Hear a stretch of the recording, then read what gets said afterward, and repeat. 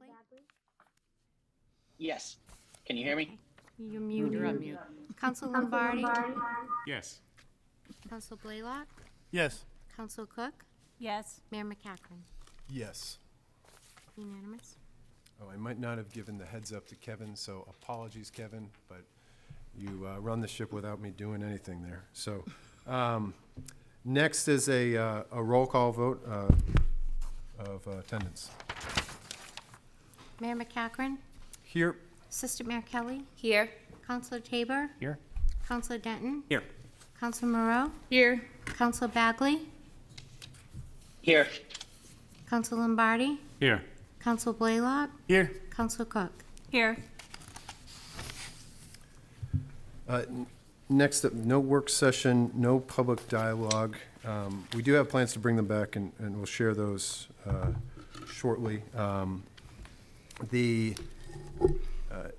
In the invocation, I would just like to take a minute and mention Eugene or Gene Fisk, who passed away.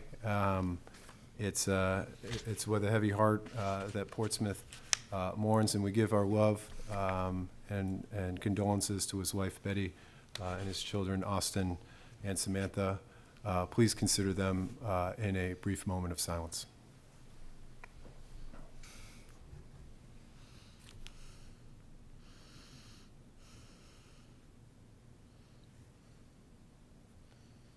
Now, if you would please stand and join me in the Pledge of Allegiance. I pledge allegiance to the flag of the United States of America and to the republic for which it stands, one nation, under God, indivisible, with liberty and justice for all. Justice.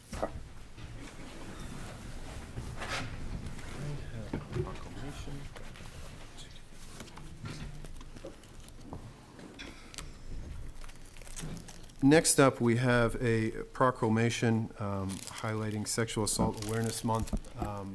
Our Assistant Mayor, Joanna Kelley, reached out to me asking for the city to make light of this to help others. And she then asked me if she could read it herself, something that I'm proud to ask her to do. Assistant Mayor, if you would, please. Thank you. Thank you, Your Honor. I'd like to thank the Honorable Mayor and the city staff for getting this proclamation together. I asked because, for me, it's a very personal proclamation as a survivor of sexual abuse and sexual assault. I publicly state that because I feel that too many survivors have too much guilt and shame.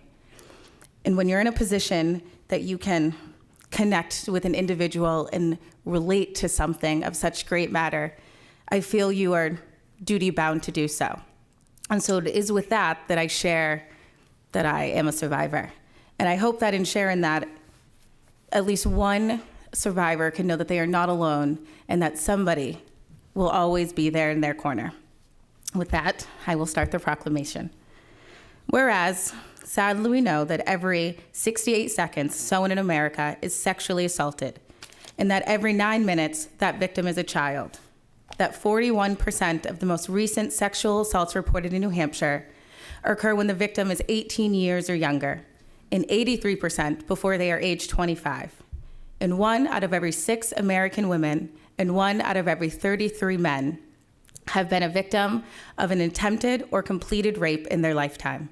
And whereas in the state of New Hampshire, just 33 of the 344 sexual assault offenders, 88% whom were someone the victim knew or were even part of his or her household were convicted or pled guilty, while often scarring their victims for life. 1 in every 4 women in New Hampshire and 1 in every 20 men for life. And whereas the Me Too movement, reproductive rights advocates have highlighted that the problem of rape, abuse, and incest happens everywhere, and have supported voices too long silenced to find the courage to talk about their personal experiences, so that perpetrators are stopped and victims can recognize they are not alone. And whereas here in Portsmouth, our social service agencies such as Haven, Operation Blessing, our hospitals, our police department struggle daily to try to help the victims of sexual assault pick up the pieces. And whereas the pandemic has had the effect of increasing abuse and assault in homes across the state, preventing victims from reporting their abusers, screening watchdogs like schools from observing evidence of assault on children, with the results that although reported incidences of abuse are down, state health officials are certain actual abuse was increasing.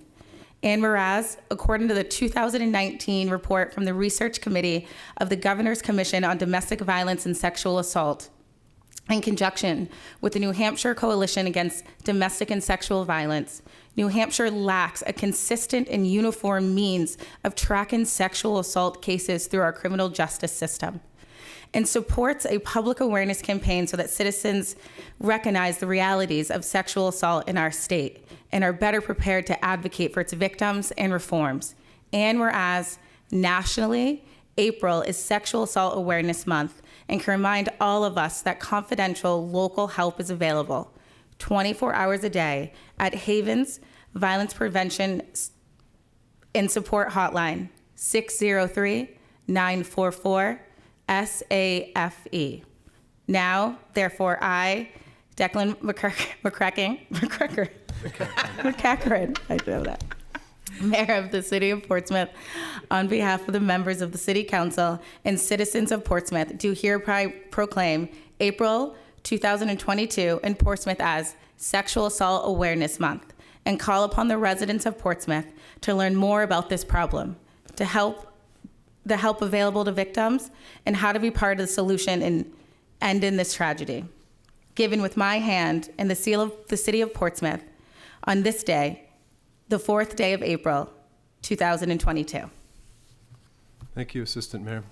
And I believe that Councilor Moreau would like to. I would just like to address that I share in Assistant Mayor Kelley's stance on this. I actually spent over 10 years serving on the board, which started out as SAS, Sexual Assault Support Services. I was actually president of the board when we merged with Safe Place and became what Haven is today. And it is a awesome organization that does a lot of good in this community and all throughout this area of our state. So if anybody's experiencing, please do not hesitate to reach out to them. They have many different ways, whether it be online or call 24 hours a day. They are there to talk and to hear everyone. So don't hesitate. Thank you. Thank you, Councilor Moreau. Thank you, Assistant Mayor.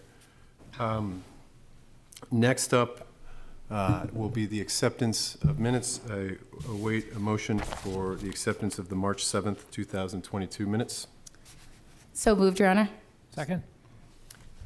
All in favor? Aye. Now, recognitions and volunteer committee reports. First, we have a recognition for a fire event on February 25th, 2022. Do we have Jason and Tristan Mello with us this evening?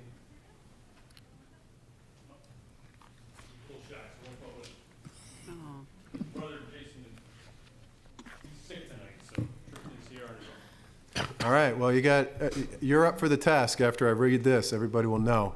But if you could please send along the city's thanks and our regards, and I have a couple of awards for both of you. But I just want to give a little background on this, and Chief Germain, if there's anything that I miss out, I trust that you will fill in some of those details. On February 25th, the fire department received a 911 call reporting a kitchen fire in an apartment on Beachstone Street. When the firefighters arrived, they found an extinguished grease fire on the stove with damage to the surrounding walls and cabinets. But of course, the real story is what happened before the firefighters arrived. Jason, who was 11, younger than Tristan, who was 12, were home. The other way around? Yeah. The other way around. Yeah. Sorry. Buck stops with me, that's my fault. Kristen's the younger one. Kristen's the other one. With a 20-year-old friend while mom was at work. They started to cook supper. The oil in the pan caught fire. The older boy, who was Jason, grabbed the pan to run outside, but burned himself, and in the process, the fire spread to the surrounding areas.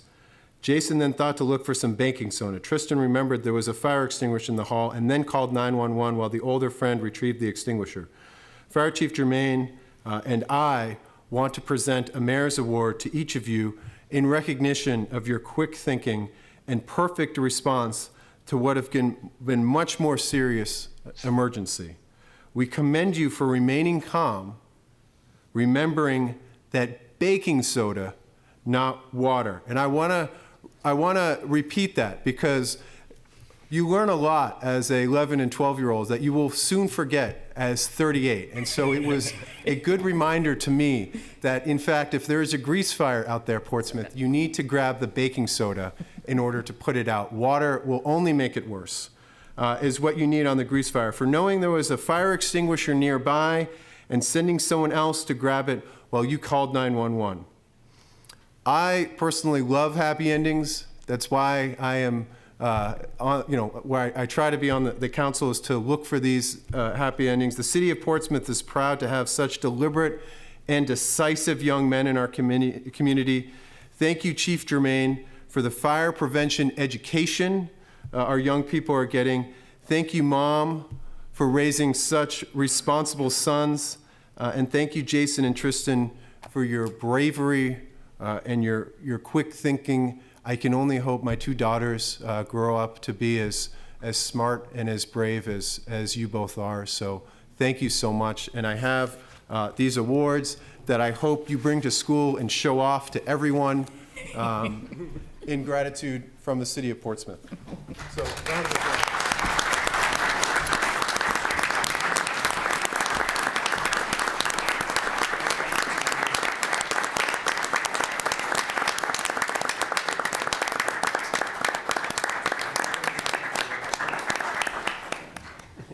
Can I shake your hand? Thank you very much.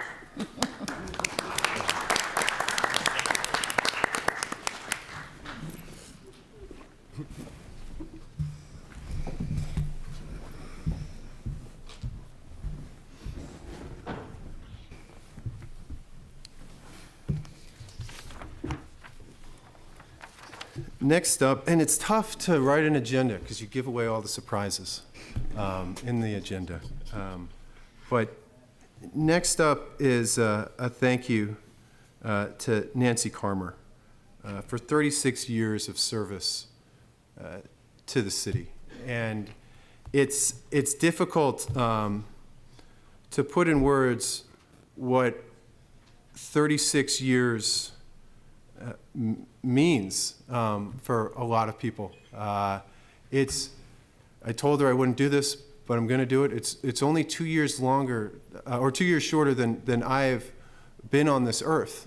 If we were to round up an extra 4 years, it's 10% of what we will celebrate next year in terms of our 400th anniversary. You know, there's a lot of service to the city, and a lot of times the folks on this dais get to take credit for the work of hardworking city employees. I can think of no one that is more deserving than that title than Nancy Carmer. And I have, and I'm turning into a broken record about this because Nancy has had a couple of send-offs here, and I get to see her on a daily basis.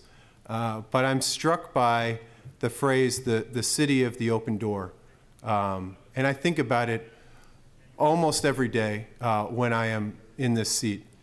And a door doesn't stay open by itself. A door needs to be kept open. There was many times over the course of Portsmouth's history under Nancy's watch when things were stacked against us. When PEASE closed and turned into what it is now, the Development Authority. When the shipyard nearly closed, Nancy gave me a T-shirt that said mission accomplished, save our shipyard. It's up in my office now. there is so many opportunities. If you can remember, we had a tech bubble here in Portsmouth called the E-Coast, and that burst. And redefining Portsmouth over and over, and always trying to keep the door open is something that I ascribe to Nancy Carmer. So it is with heavy hearts that we didn't get to accept her resignation. She had to decide to do this all on her own, that we wish her farewell. I have a coin that I would like to give you, as well as a present of a word association. And this is a memento, is based on a word cloud created by taking excerpts from every Portsmouth Herald article that included your name from the past 5 years. Now, this could have been very dangerous for some of us to create a word association based on that.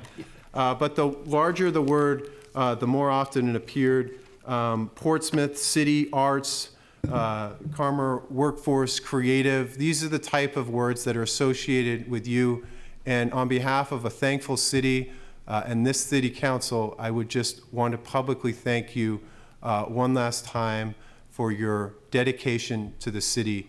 It truly was a pleasure to appreciate your passion for Portsmouth. Thank you so much.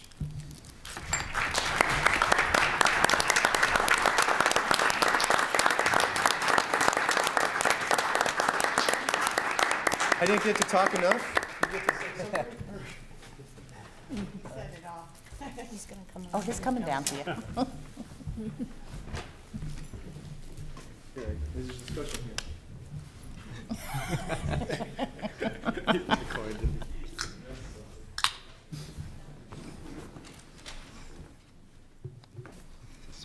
And so we need, I think, a vote to suspend the rules and have Nancy. So moved. Second. All in favor? Aye. Aye. Thanks, I'll be brief. I think this is a happy ending, so you'll like it. The past 3 weeks have been really humbling and bittersweet for me. And it's really hard to leave a job in a city and coworkers that I love. It's really hard not to cry right now, too. But as the mayor said, during my tenure, I've seen a lot. He mentioned the closure of the Air Force Base and the escape from the BRAC closure by the shipyard. I've seen 2 historic bridges over the Piscataqua be replaced. I've seen a renovation of the music hall. I've seen the African Burying Ground be installed. I've seen the expansion of the Black History Trail and the Seacoast African American Center. I've seen the Northern Tier develop into a mixed-use destination, and I've worked on the renaissance of the West End and streetscape plans for Islington Street and Market Street Gateway. I've also lamented the fractious civic dialogue over constructing a new library, renovating a sewage treatment plant, a middle school, and the transfer of a federal building. But on a more positive side, I've seen the evolution of the culinary and craft brewing sector of our economy and the growth of the creative economy and arts. These projects brought me to neighborhoods and to parks and to businesses and to meet all the people that live there or the employers that make this city thrive.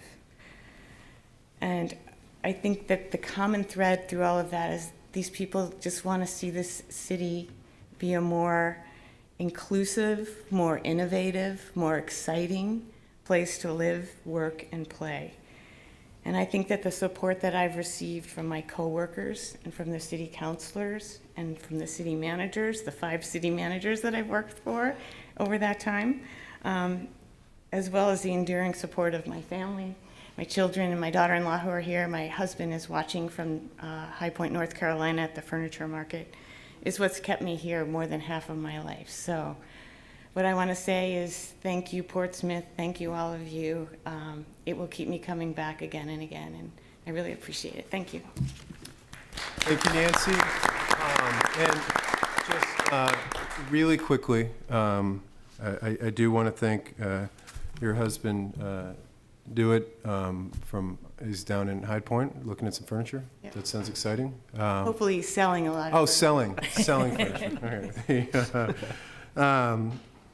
And your sons, Riley and Jesse, are they here tonight? Yeah. They are. And your daughter-in-law, Christina. Thank you all for coming.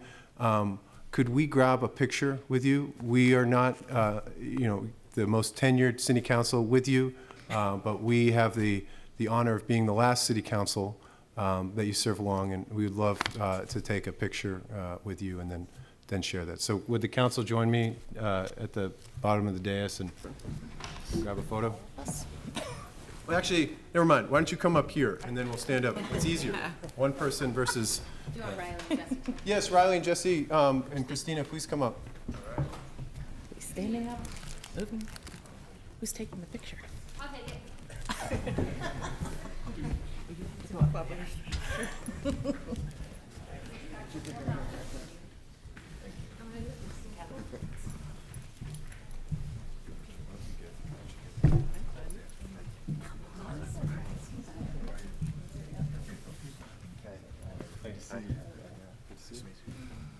Where are you going? Straight behind you? All right.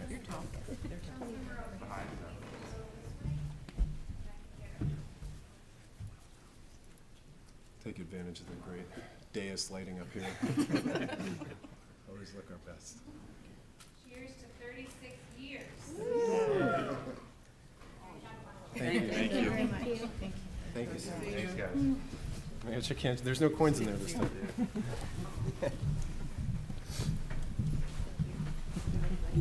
Thank you.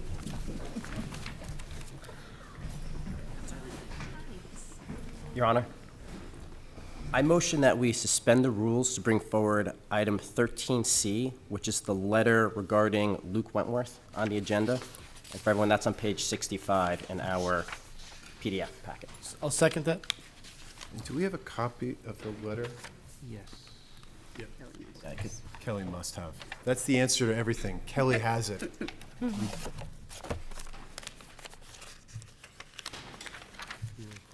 with me a minute.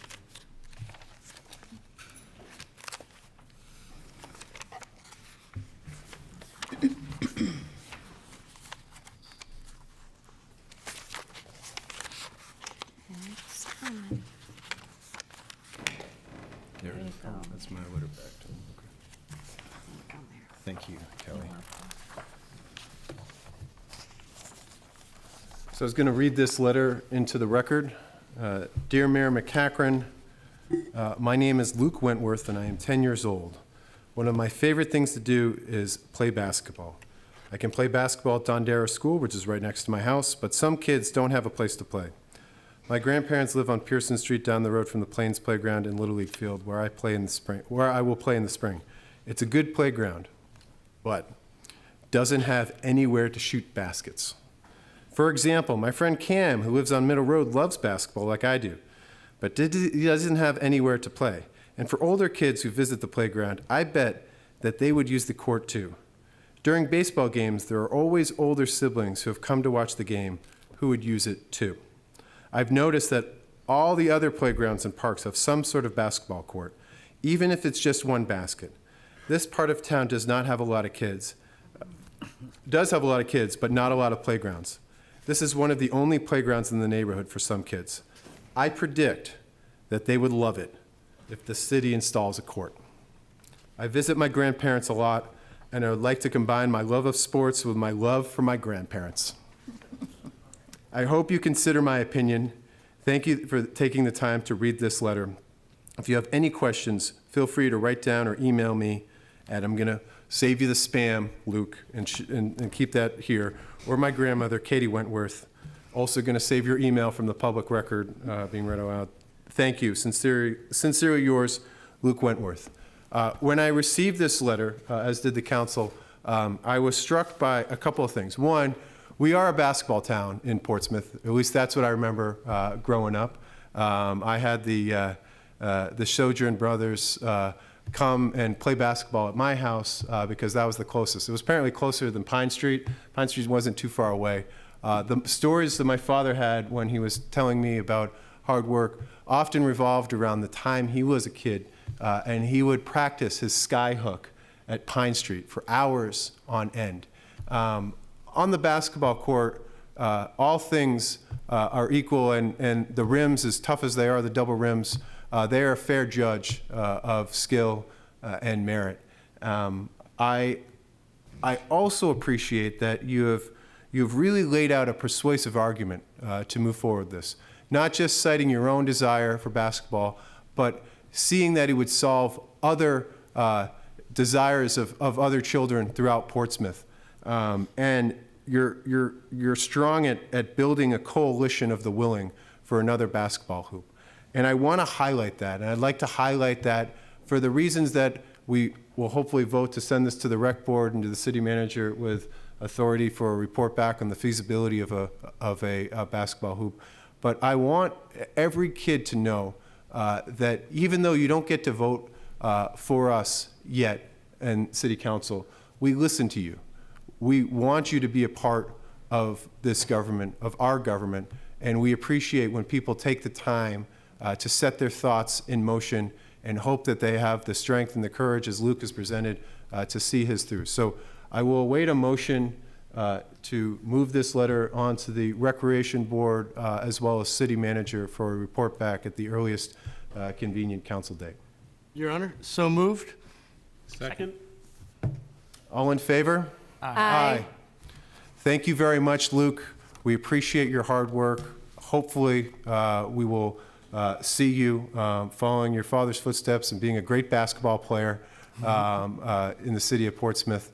And I want to thank you also. And this, I responded to this letter and planned to read it well before that I knew that I got a customized thank you, Mr. Mayor's drink here. And what I like to note that this wasn't personalized to me. I want to even realize there was a back to this too. So I want to thank you for going above, and you've put little coasters on it so it doesn't damage any of the desks. But this will live on in the mayor's office far long after I leave the office, and appreciate you making this a part of the city council's tradition here. So thank you also for this, very much so. Thank you, Luke.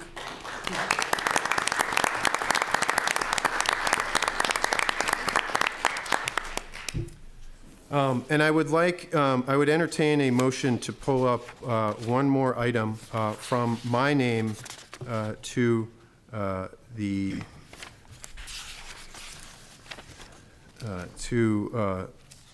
just pull it up, number 2 under my name, recognition of John Leith. So moved. Second. All in favor? Aye. Mayor, I'm reminded we need to do roll call votes because Andrew is Oh, that's right. Okay, a roll call vote on that. on everything. We forgot. Assistant Mayor Kelley, Yes. Counselor Tabor, Yes. Counselor Denton, Yes. Counselor Moreau, Yes. Counselor Bagley, Yes. Counselor Lombardi, Yes. Counselor Blaylock, Yes. Counselor Cook, Yes. Mayor McCackron. Yes. Unanimous. So there's probably not a lot of people in Portsmouth, if you've been here any amount of time, that don't know Mr. Leith. He has met us in some of the most joyous times and some of the less so. And personally, as a fellow member of the CRIC, I've known John for a long time. I've known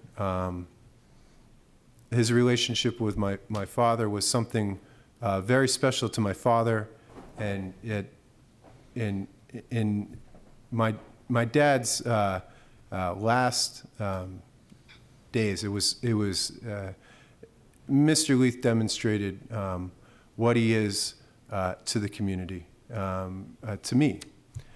But there's many of you that don't know that John has also served on the Portsmouth Housing Authority for 30 years.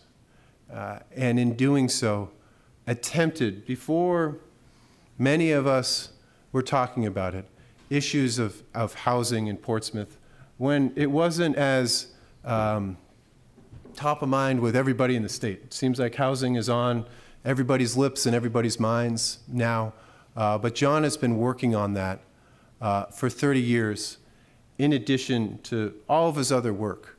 And I would say that we are, as a city, incredibly grateful for the time that Mr. Leith has spent serving the city, and entirely grateful to the family of Mr. Leith, who has indulged us so for taking so much of his time from the city of Portsmouth on work that is so important to us. We do not have a community if we cannot have shelter, and John attempted to bring more community in our lives through the expansion of housing. And I want to publicly thank you and provide you with a coin. We don't have keys to the city, as many know, because we are the city of the open door. But this coin, while it doesn't fit in any parking meter downtown, I'm sure anybody that you show it to that knows what it represents will know what you represent to the city of Portsmouth. And so I want to walk down and I want to shake your hand with this coin, Mr. Leith.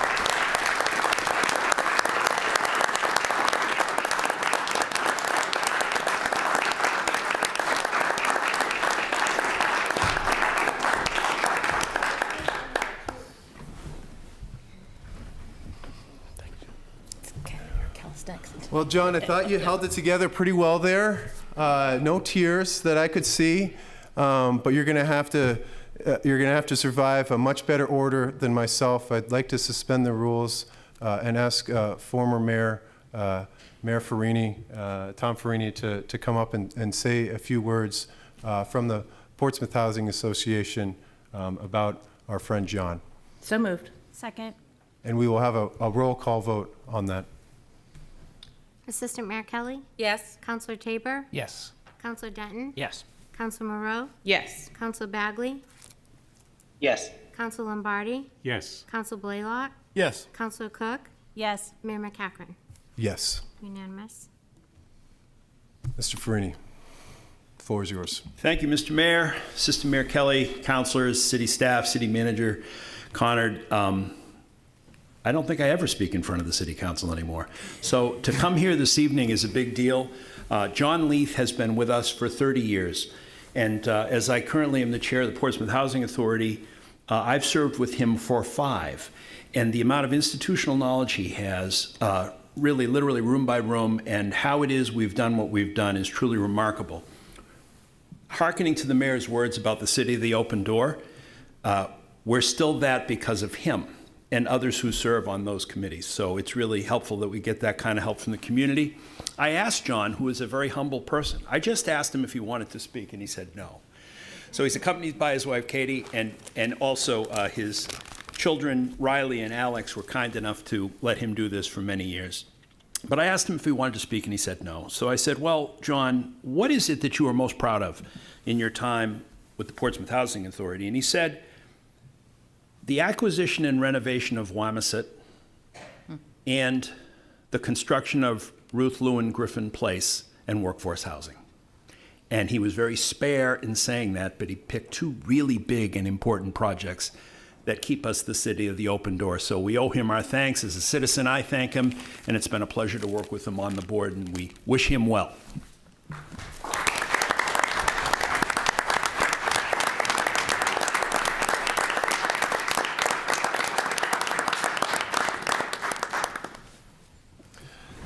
I see Luke has got to get some basketball shots in before the sun goes down. Homework. Thank you, Tom. Those are excellent words and well spoken. And thank you again, Mr. Leith. It's truly an honor to sit in this chair and thank you for the work that you've done to the city. Next up, we have public comment. Again, we have 7 speakers. We'll go with Portsmouth residents first, and then you have until the next 3 minutes to raise your hand on Zoom, and we'll cut it off after that. But first up is Mark Brighton with the topic of ripping off the bandage.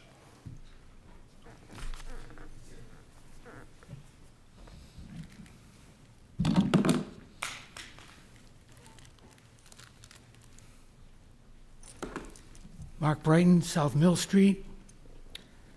I'm going to have to read this because for once in my life, I was rendered speechless. Is there anything more annoying than a group of mediocre white men who are slightly above average in appearance? This was taken directly from the private Twitter account of our Assistant Mayor, Joanna Kelley, which one of her followers took serious issue with, and now let's say that that little quip is now out in the public domain. A joint statement by City Manager Conard and Chief Newport in support of the Asian American community issued March 19th, 2021, reads in part, being a racial justice municipality does not mean only embracing the concepts of diversity, equity, and inclusion in Portsmouth. It means calling out instances in which these concepts are violated whenever and wherever we see them. Madam Assistant Mayor, is there anything more annoying than a group of mediocre white men who are slightly above average in appearance? One sentence. It's not funny. It's not a joke. And there is absolutely no context that would make it acceptable. But it is baldly racist and sexist. I once thought very highly of you, Ms. Kelley, but character is what you do when you think no one is looking. Right now, you owe every person in this city a huge apology. Thank you, Mark. Next is Roy Helsel on the topic of city ordinances.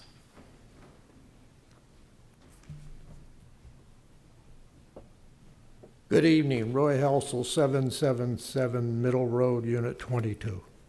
I request that when changing city ordinance, that the mayor and the city councilors review how these changes will affect the majority of city taxpayers, and to have open discussions for public comments on these changes. That's an example is that some extra breaks for the veterans are being considered that could have detrimental effects on the rest of the elderly taxpayers that would raise their taxes. I'm a retired veteran who 20 years ago was informed by the Naval Shipyard Medical Facility that I could no longer use their facility because I turned 65 and was on Medicare. I tell you this because they referred me to the VA facility, which I could use if I wanted to. And any veteran that has medical problems from military service, such as Vietnam or other military causes, while serving, can use these VA facilities. So I ask the council to think very hard when some changes are made from city groups, for some city groups, that these changes may affect the majority of other taxpayer groups. Also remember, when taxes are raised, even renters are affected because the owners will raise your taxes also. And then why does the city land use boards always let developers overbuild and always be granted cups and variances exceptions against our city ordinances when the city home owners generally have to jump through hoops and stay within all of the city ordinances and requirements, that they are not allowed variances when they ask, like Lincoln Avenue. Well, Onis were not allowed a variance on a tree house because of property line and were declined. But when large developers can cross wetland setbacks or other setbacks and property lines and heights of buildings, I can't understand why this is done. Why aren't all city committees and subcommittee meetings posted in the city newsletters? I thought they were supposed to be posted on a week in advance. I request that the city ordinances, that the mayor and city review these changes that will affect us taxpayers. Thank you. Thank you, Roy. Next up, we have Esther Kennedy with the cost of living in Portsmouth as the topic.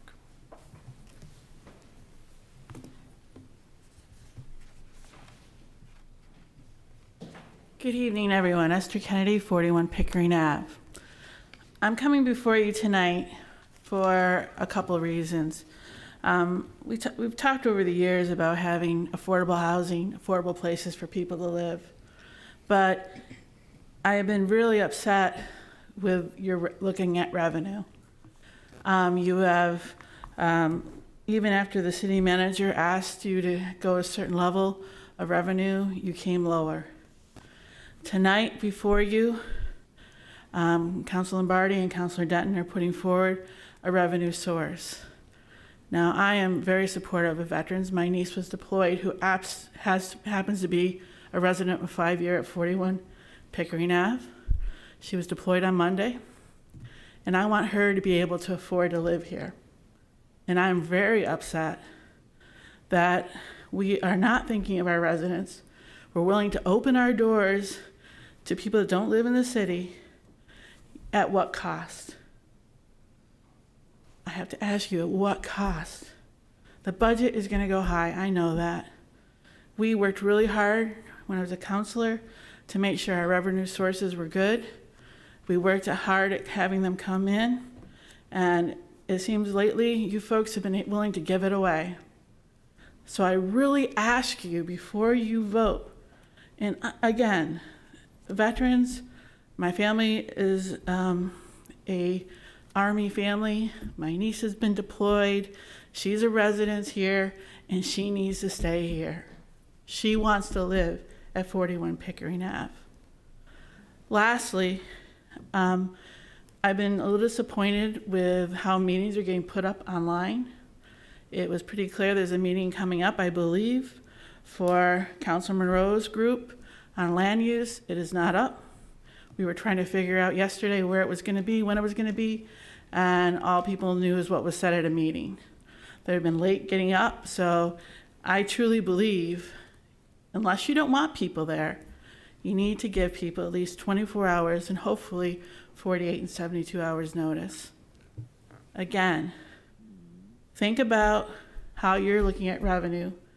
And lastly, people were very upset, small businesses, with putting things in our street in front of their business. They're scared about coming in front of you.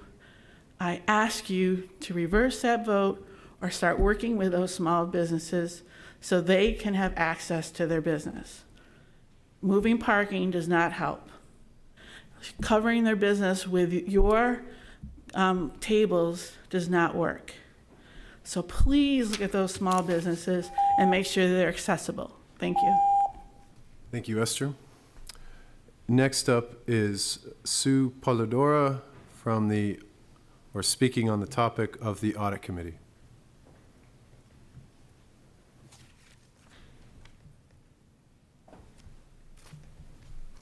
Hi, thank you for saying my name so well. I'm learning. Sue Polidura, 245 Middle Street. And I'm here because I saw this letter in the paper. I'm sure, have you all seen it? The letter written by Chris White? Have you all seen it? This was very eye-opening to me, and I thought that I needed to bring to your attention the fact that if this process was the one that was followed, it was a flawed process, and therefore the vote that you took the last time to award one more year to Melanson was flawed. Because as a purchasing person, I have to tell you that if there is an organization that has been serving the city or any entity for 27 years, and we were in violation for the mere fact that they have been in here far longer than they were required, I would have asked that vendor and said, we cannot take your bid, because by doing so, we are in fact violating even further our charter. Therefore, the only one that should have been qualified was CLA, a supplier that nobody knew who it was until Councilor Tabor told us that day. Again, as being a purchasing professional, you could notify the people that got the award verbally, but those who didn't, you had to do it in writing form. So the vote that was taken, I think it was taken in haste. The recommendation should have come from the audit committee and not from, the audit committee was the one that was supposed to recommend the person, the best qualified auditor, and that didn't happen. Many things, according to this letter, didn't happen. This is leaving a very, very bad taste in people's mouth on why. Why is it that we cannot, it's so difficult to select another audit firm, company for the city? So I ask for your attention to this, and I'm asking you to rescind that vote that you took. You can reverse it. You reversed the one November 18th. You can reverse this one. So for 1 year, you can go to CLA and say, I'm sorry, we messed up. Our RFP was not as complete as we wanted it to be. If you can accept it for a year, we need to do this again in August. Please bear with us. We will do the whole process, but in the meantime, you seem to be the most qualified supplier. We want to go with you. So it's not impossible, and I'm just asking you to revisit this. Thank you. Thank you, Sue. Next up is Petra Huda, also on the topic of Audit Committee.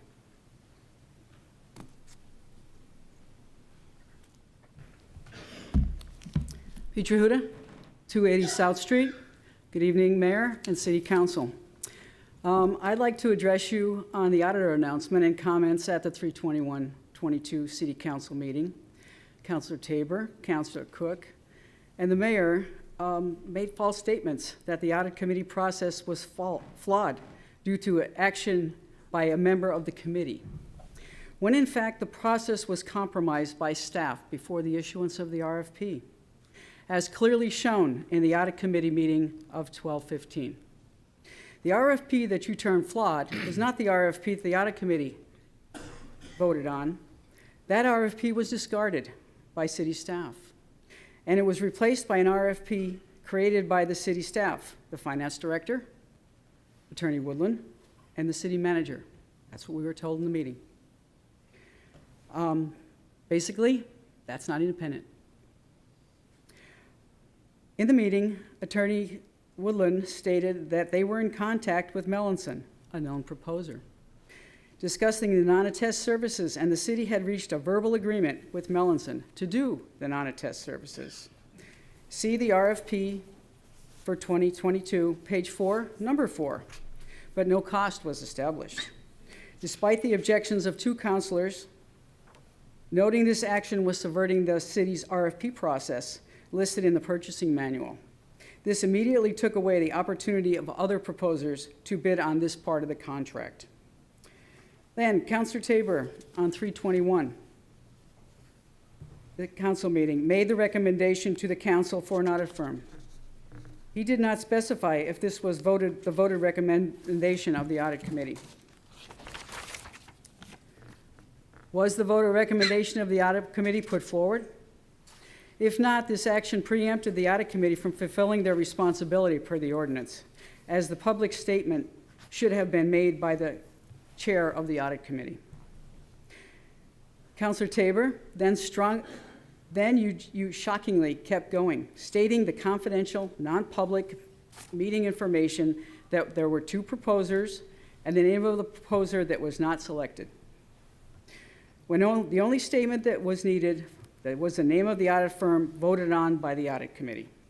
Until a contract is signed, the information you disclosed is never publicly announced, as there is no guarantee the selected proposer will sign the contract, and the possibility of negotiations with all other proposers should remain open.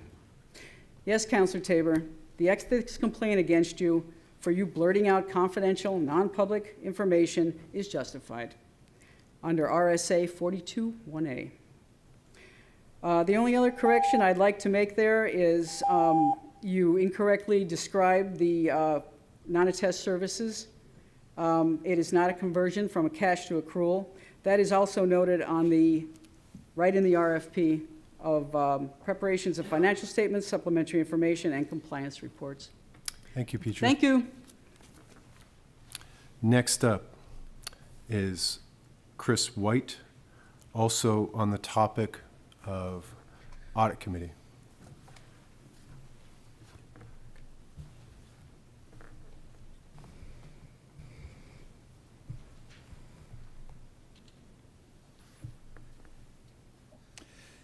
My name is Christopher White. I reside at 28 Porter Street in Portsmouth.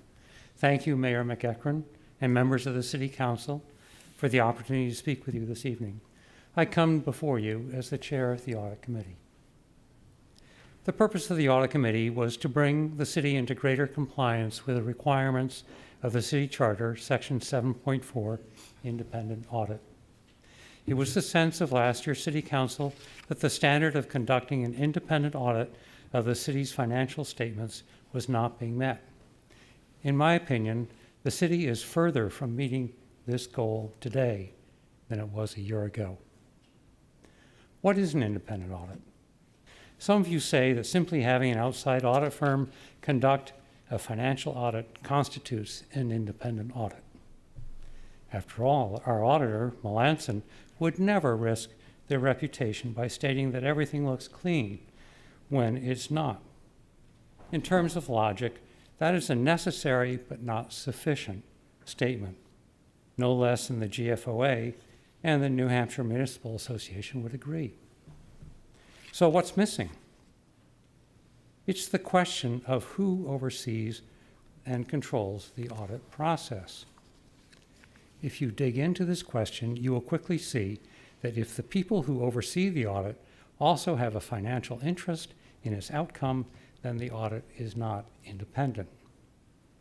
These people have a vested interest in making sure the audit is clean because they don't want any dirty laundry found. Presently, city management controls and steers the audit. If there are any problems, the City Council may never hear about them. This is why the Audit Committee is so important. As a creation of City Council, the Audit Committee has no dog in this fight. To mix metaphors, it only wants to call balls and strikes. It doesn't care who wins the game. And frankly, that is what you should want if you sit on the City Council. So, how did this season go? To completely answer this question, I would have to disclose non-public information, something that I will not do now, unlike Councilor Tabor. However, on balance, I would give the Audit Committee high marks. We completed thorough due diligence and selected the best firm. In fact, Councilor Tabor agreed with this statement. Today, more than ever, the city exerted its control over the selection process, and as Councilor Tabor suggested, we now have the second place firm, the same auditor we've had for a quarter of a century. This makes no sense, and a concerned citizen would ask, why? As you heard, the City Council fashioned an excuse out of whole cloth, a fictional process violation. But let's for a moment allow them this fantasy and ask the logical question. Okay, then why not choose the best and the brightest? I say removing the dark cloud that now hangs over the city's finances, even for a slightly higher cost, would be worth it. The Audit Committee is disappointed in the City Council's illogical decision. Thank you. Thank you, Chairman White. Again, No applause. Thank you. Next up is Paige Trace with the topic of Portsmouth. Easy one. Thank you, Mayor McEachran, members of the City Council, City Manager, City Attorney. I have a question for all of you tonight. Who are you? And I mean that with the utmost respect. And I'm not asking, who are you tonight? I'm asking, who are you as a city councilor, as a mayor, as an assistant mayor? Who will you be during the budget process?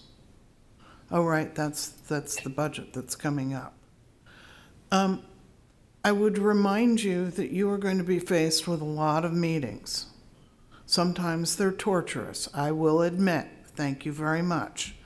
But you work for all of us as residents, and I'm hoping that instead of just the normal, these days, 909090, it's great that you all think alike. But the budget isn't a time to think alike. The budget is a time to question. You all have different interests. There are things that motivate you that are very important to you personally. I know that because you're all different. But these days, we see a lot of 9-0. More 9-0 than anything else. And with all due respect, not a lot of transparency and a lot of discussion as to what's been going on with all the non-public meetings.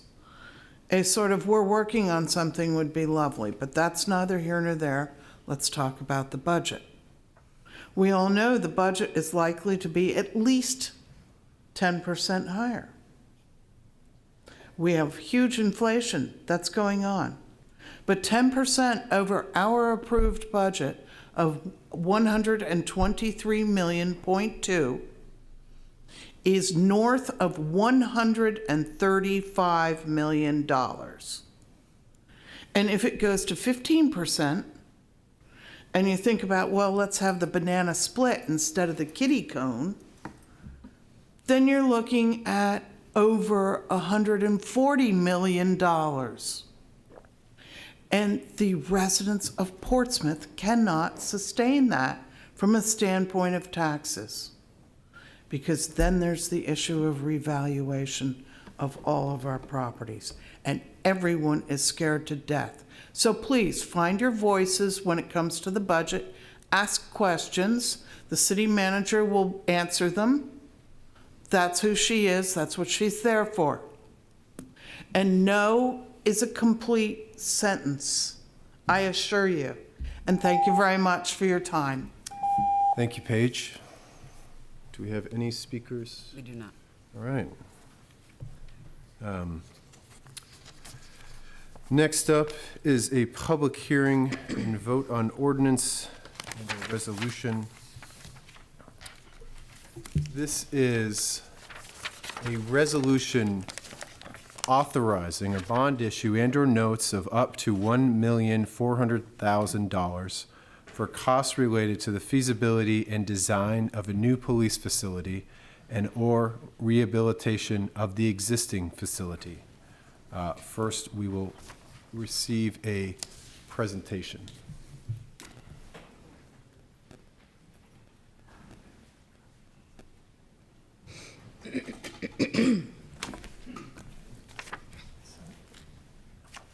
Good evening, Mayor, City Council. My name is Mike Maloney. I'm a captain with the Portsmouth Police Department, but I'm coming to you tonight as acting chief, as Chief Newport is away at training for a couple of months. You can rest assured it's my second day as acting chief, and I won't make it a habit of standing in front of you asking for money. That's not the way this will go.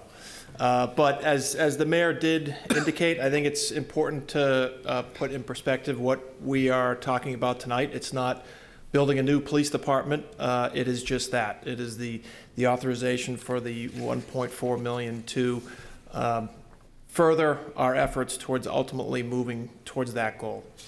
It's a big discussion. It's a long discussion. I've lived in this city 23 years myself, so as a captain with the police department and also as a resident, I understand both sides of it, so I do have that perspective. Put together a relatively short presentation for you here this evening, and then we'd be, I say we, in that the police commission is here as well. We'd be happy to answer any questions, but the goal might be to get as many questions answered in the presentation as possible. So that said, take the first slide. So Captain Maloney, just to clarify, you would like us to ask questions as they come up, or do you want to get through the presentation? I think perhaps if we get to the end of the presentation, that way maybe some of those questions that are going to be asked may get asked. Oh, that's what you meant, that you'll hopefully answer all our questions with the presentation. Yeah, not during I'm not the going to, presentation. but Okay. that was the hope. Got it. Next slide. So just as part of history, so the municipal complex, which incorporates a police department, was built 1929, 50, and 62. And I think that the quote, and it highlights there in italics, is it was never intended to operate as a police facility. So the police department has been in that space, in a space that wasn't designed to be an emergency facility for 31 years. It's not conducive for efficient modern policing.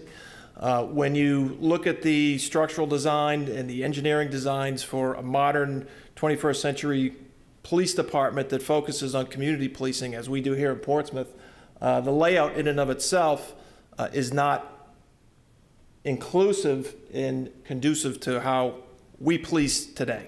Again, the short story is it's a police department that was put into a building never designed to be a police department, and we're seeing the struggles today as a result of that. Next slide. A quick update on the current status of the police space. So there's been significant progress to address the moisture and mold issues. It's been widely known that we've undergone a lot of renovations and a lot of remediation to take care of mold issues and other problems with the facility. Currently, there's additional moisture and mold abatement work underway right now. Our detective division has moved into our training room while the entire detective division in and of itself gets remediated and cleaned so that it's safe and inhabitable for them to move back in. Over the course of the last several years, we've had Department of Labor health and safety violations. We've had to reply with responses to both of those with respect to complaints the Department of Labor has received from employees based on the conditions and the results of working in some of the conditions over the years. Police Department also includes police department staff concerns. We've had workers' compensation claims and union grievances as well. Next slide. So perception versus reality. So for a lot of people, including the public, they may not have the history behind the building and where we are at today. So they may see a new lobby, they may see a new facade, and they think that the police department is refurbished and it's new. However, that's not the case. There's been considerable funds spent over the last several years on improvements, but they're not improvements in the sense that they're making our operations and our daily policing more efficient. It's improvements to simply remediate and fix the space that we're in so that we're able to work in it effectively, but not necessarily efficiently. So that's also a factor to keep in mind too, that the money that's been invested so far is not improving the facility to make it more operational as a police department. It's literally improving the facility so that we can work there. There's been no changes, very little changes to the interior layout. We're exceeding storage limits. There's no room for growth, which we have a couple of slides on in the next section. And in order to function as a modern community-oriented police department, the entire space on the inside would need to be essentially ripped out and redesigned because the layout and the design in and of itself, the building is not laid out for a public police department. In fact, during a recent trip last couple of weeks in Virginia, where we went to several of us went to a conference on designing a police department, we toured a police department that was about 30,000 square feet. And just visually inside it, it looked twice as big as our police department, and it's about half the size. And that's just because of the layout and the way that the building is designed. So, next slide, please. So, some of the challenges in the current space, recruitment and retention. So, recruitment and retaining police officers today is more difficult than it's been probably arguably in the last 8 to 10 years. When we take new candidates into the police department, we have basically our pitch to not worry about what you see. We're going to work on this and get it changed. In fact, I have a candidate interview tomorrow for a prospective officer that may get hired, and it's between us and Manchester. And Manchester has a relatively new police department, but I think he's leading towards Portsmouth because of everything else we have to offer. But it's significant with recruitment, retention. It's also hugely significant to employee health and wellness. Again, one of the points of emphasis is we have an unsecured parking lot. So a current facility that's up to standards and up to code would have a secure parking lot. One of the things that makes us nervous is that we have an open campus and people are in our back parking lot all the time. We arrest people, and when people get out of our police department, sometimes they're not happy with us. And they can walk unfettered to the back of the police department where we found people that we've arrested before. We have civilian employees who leave late at night in the dark parking lot, and there's nothing to keep anybody from walking back there. On any given day, we have people walking their dogs or their pets back there, and we have cruisers exiting the parking lot at a high rate of speed and coming around that corner near the pond. I've had it happen to me myself, where you'll see a dog walker and they're not supposed to be back there. So again, that's just one of the current challenges: employee health and wellness and morale. Obviously, a building that we sometimes spend more time in than we do at our own homes has a huge impact on health, wellness, and morale. Inability to expand the locker rooms. So in the last year, we've hired, I think, 4 females. Last year and a half or so, we don't have any more room in our female locker, in our locker rooms to accommodate them. And we're running out of space in our male locker rooms as well. Inefficient layout, booking of prisoners. And when I say the layout of the design of the building, people come into the police department to turn themselves in on warrants all the time. When they do that, we have to walk them through the entire police department from front to back. And they're walking by civilian officers, they're walking by civilian staff. And at the same token, when a prisoner is booked and released from the booking room, we escort them out the front door. So we have, prisoners and their property being escorted through the entire building out to walk out the front lobby. And again, that's past all our civilian staff. That's past, people who don't come to work every day thinking that they have to deal with a prisoner, but sometimes they do just because of the layout of the booking room as it relates to the building. We also have a lot that's put on us expectations of the community, as I would expect the community to have high expectations of us. We're working currently with the RGR group in incorporating many different suggestions and recommendations to how we operate. And that's in addition to being CLIA accredited, which is a nationally accredited program that we voluntarily submit to on a year. Every 3 years we go for reaccreditation. But the expectations of the police department are very high, and the expectations of any police department should be very high.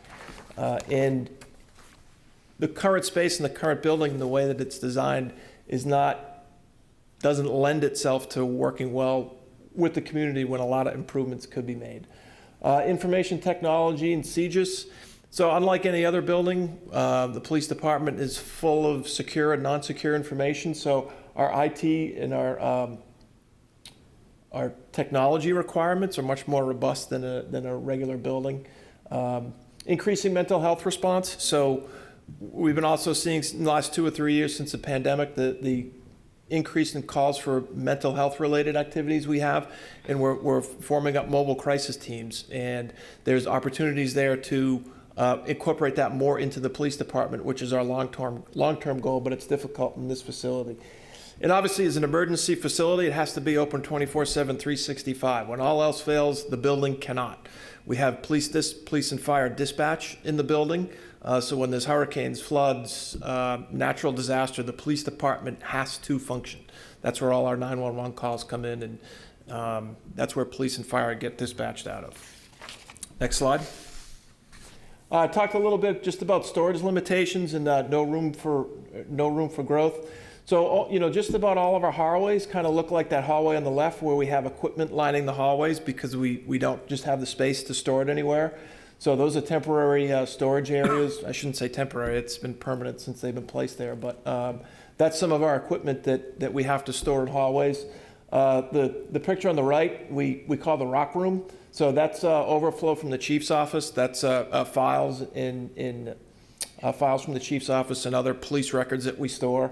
And it's literally, we call it the rock room. It's literally got, rocks in it. So next slide.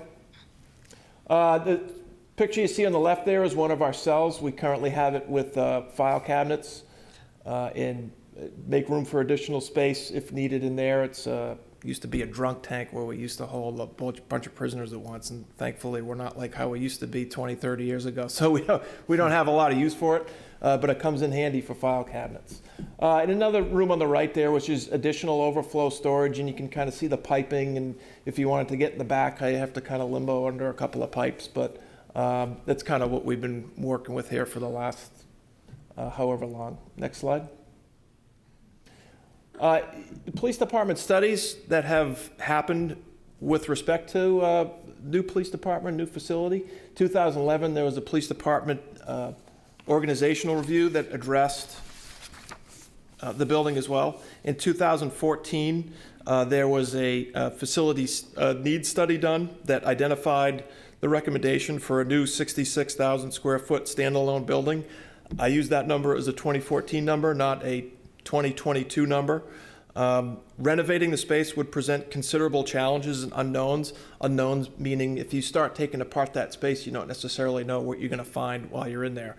And we'd also have to relocate the police department, stand it up in a temporary emergency operations facility for a period of however long that would take, and then move us back in as well. Next slide.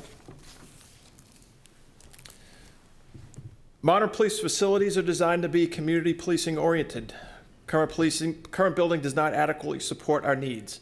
A new facility would include spaces for community involvement and publicly accessible community rooms for meetings and/or training. So, in the police department, there's a secure and an unsecure section of the building. Right now, it's kind of all jumbled around. There's no clear definition of that.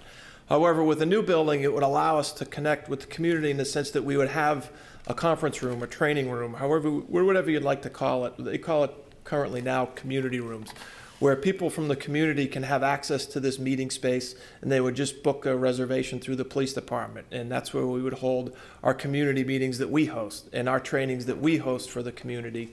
So it's as much as a building for us as it is the citizens of Portsmouth, and that we're inviting them in. And we would be able to draw that connection more because that is more of what the community is asking for us. And obviously it would help build relationship with trust to even have that close connection within our building more so than we do now. And I think that's it. Next slide says questions. So I suspect that probably didn't answer all your questions, but it kind of gives you a brief history of the building, where we're at, and why we think it's appropriate to move forward tonight with that authorization. Thank you, Captain Maloney. Appreciate the presentation and for the work as acting chief. Well, Chief Newport is down in Quantico, so appreciate that. Are there questions for the acting chief at the moment? Councilor Cook, Councilor Blaylock, Councilor Moreau, Assistant Mayor, I'm going to have to start writing these down. You'll notice that I often say that and then I don't write them down and then I forget, so I'm going to do it this time. And Councilor Cook, please. Thank you, Mayor, and thank you so much for serving as our acting chief for the next several weeks. I really appreciate the presentation. I think it really helps us frame where we're going and why. I have a question that I'm not sure you can answer. Maybe the Police Commission can, or even maybe our city manager can. I'm interested in this process. I know that the bonding, this money was already approved by the last council, so we're really just being asked to bond it tonight. And so we're just being asked to borrow it now, but there's a process after that happens. And so my question is really, what is that process once this money is bonded? Do we start with a needs assessment and then move to design? And at what points do we have discussions back at the council level in that process? So, Your Honor, I'm not sure of rules if we have commissioners up to answer that question, but I think it might be better served. Yep, so As that I is a don't know the question for process. me. So do we have to suspend the rules, or can any commissioner come and answer a question? If there's no objection, Your Honor, Commissioners can. Okay, is there any objection to any commissioner? Please call on the commissioners as you see fit to answer the question. Okay. Good evening, everybody. Thank you so much for the question, Councilor Cook. And I certainly invite City Manager in terms of process to weigh in. It's our understanding that tonight's $1.4 million bond authorization will give us the funds needed to proceed with a needs assessment and a study to better understand what would we design. The study that was done back in 2014 really now is quite dated, and I can tell because I was sitting in one of your seats when we were first presented with that. It started in 2013. It was presented in 2014. There was unilateral, I think, agreement and understanding that something needed to be done, but relative to the other priorities, we were staring in the face of a wastewater treatment facility upgrade that was taking pressing need.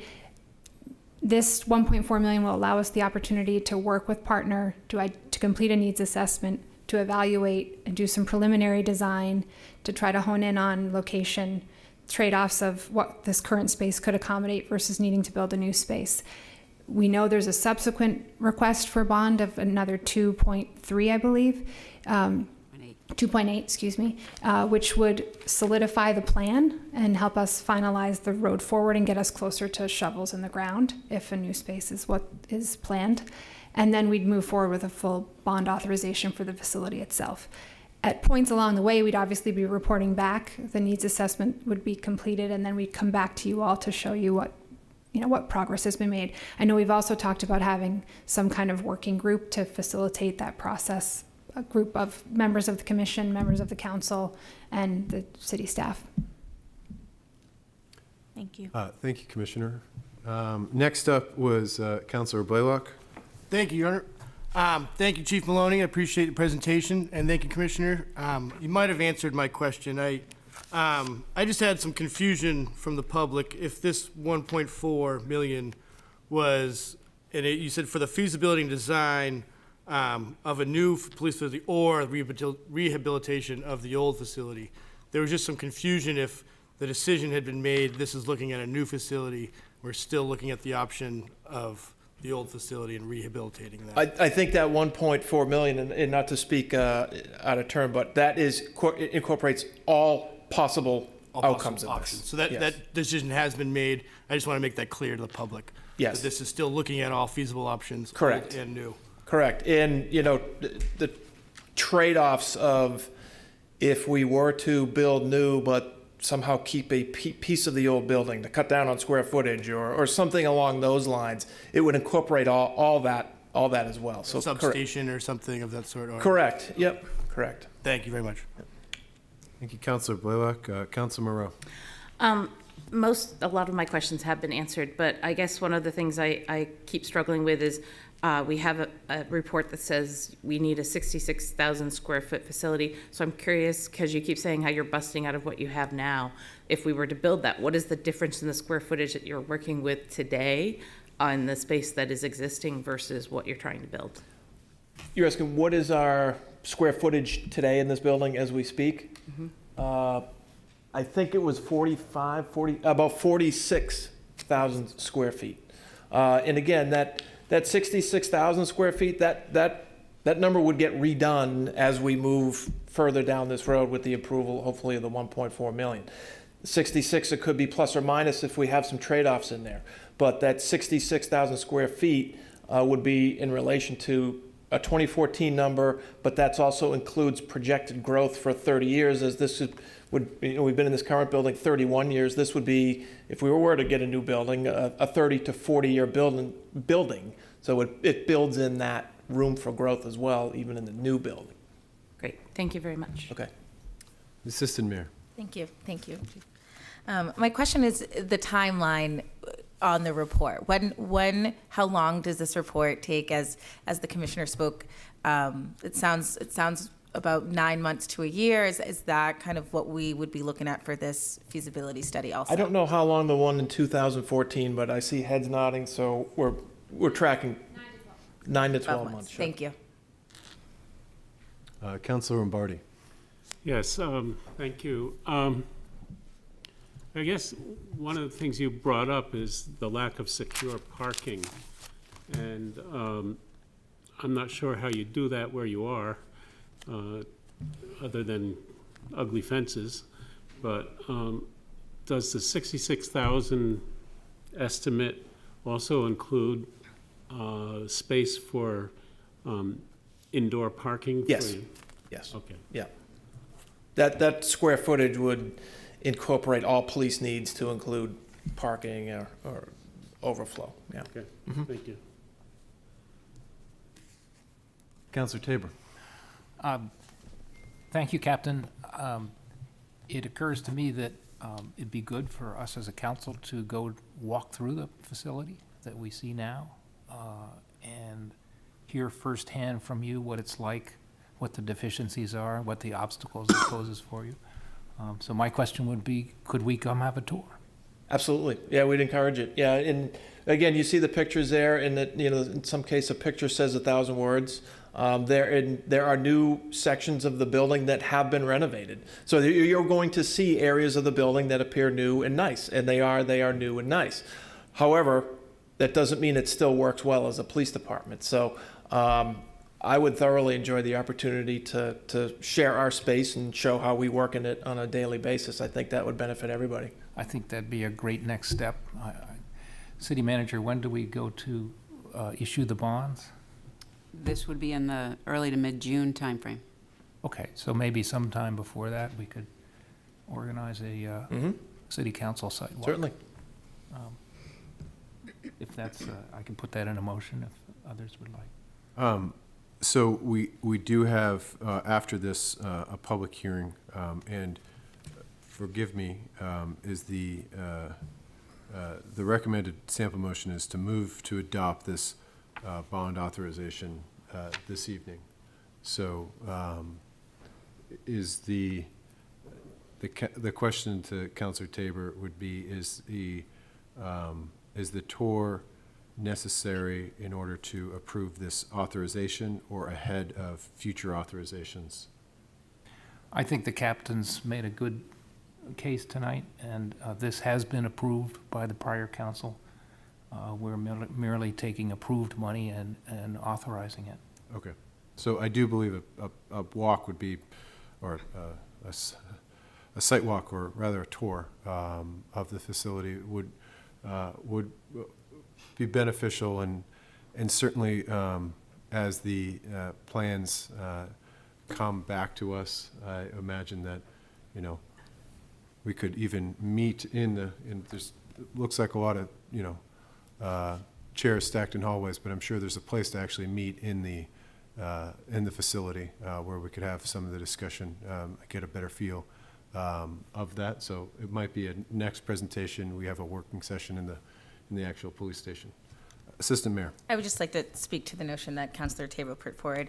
A few years ago, I served on the Mayor's Blue Ribbon Committee to find a replacement for the Police Commission. And in that, it was my first ever tour with the former chief of the police station. And as just a resident, I was in shock with the plastic sheeting on the walls and the state of it. And at that point, I brought to the former chief the need to make this more public, the need to make videos and residents aware of the state of the police station. And my brother is a police officer in New Hampshire, in another city.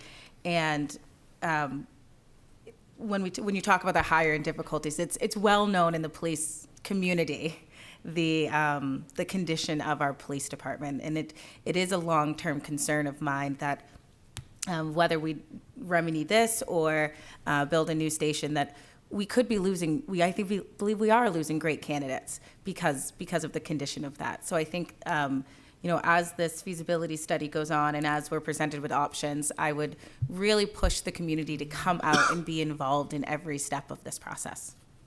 Yeah, and that would be our goal as well, is that it's not our building, it's the community's building, and I think tonight is a great first step to bring the community into the discussion and involve them as much as possible. I foresee, if this does move forward, to keep the community involved every step of the way. If we put updates on our website, as far as where the progress are at. But this is as much the community's building as it is ours, and it's something that might be here for 30 years, and we might, so it's an important step. And I think that the tour of the police department I think that's a must. Even if we're only talking about the 1.4 now, if we do decide that a new separate building is the direction to go, I think you have to see where we're at now and see what we would like to do in the future. So we'd certainly welcome that. Councillor Denton. Thank you, Your Honor. Excuse me. In addition to touring the police station, which Chief Murner has taken me on before, I'd encourage any councilor who hasn't already to also do a ride-along. It's very enlightening.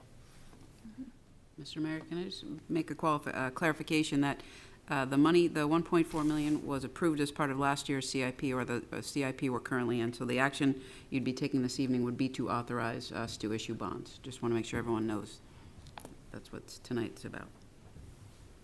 The captain put a good segue into the public involvement. We will now hear from any public, anybody that wants to speak on the record. You do not need to limit your comments to 3 minutes, but I ask that you keep that time in your head and your heart as you speak tonight. Your Honor, the difficulty with that is I'm a law professor. No, it's directed directly at you. We don't get paid to talk briefly. When I joined the commission, I was somewhat skeptical of the idea of spending, if we were to build a new building, spending. Commissioner Scher, would you mind simply stating your name? Yes, my address for the record. Commissioner Buzz Scher. I've lived in Portsmouth for 26, almost 27 years now. And just your address. 390 Greenleaf Avenue. Thank you. When I joined the commission, I was somewhat skeptical of the amount of money that I understood it might cost to build a new building. I'm very much an advocate of the residential group recommendations that the prior commission adopted, and I was concerned that we might be diverting money in a way that was better spent improving in other ways the police department. I'm no longer in that place. I've gotten, we needed a new police building or a substantially renovated building 7 or 8 years ago. That's what the 2014 study told us. I mean, the building, as the captain said, the police department has been in a space not designed to be a police department for 31 years. And that's just in a city like Portsmouth, which cares about the community, cares about community policing. That's just not tolerable to be in the wrong space for 31 years. We need a police space that reflects what the community wants, both in terms of the recommendations of the resident group, which the police department is very supportive of, which, it may include expanding the police department in ways that wasn't considered even 7 or 8 years ago. That is, instead of adding a lot more police officers, adding social workers or other mental health professionals of some sort to deal with our expanding attention to the need for people in crisis, which is a large number of the calls the police department gets. So the point of this specific money, $1.4 million, is what are the current, not the 8-year-old needs, but what are the current needs of the police department. We need to know exactly what those are in a timely fashion, and then we need to do a conceptual design, a preliminary design with some engineering to see what kind of space we need to meet those needs that have been articulated. A group of us, 2 commissioners, city councilor, people from the facilities, from the public works, went down to, as the chief referred to, a session in Washington, D.C. for 2+ days to learn about how to go about building a new police building. And the good news is we came back from that understanding that we're on the right track. We're doing all the right things to lay the groundwork for making that decision. And I think we should keep moving forward. It's probably the case that if we were to have built a new police building 8 to 10 years ago, we would have saved $10 million. You know, as time passes, buildings get more and more expensive, and police buildings, emergency services buildings, you know, add, as we learned in Virginia, it adds another 30%, loosely another 30% to the cost of a building as compared to what it would be if you were just building a commercial building.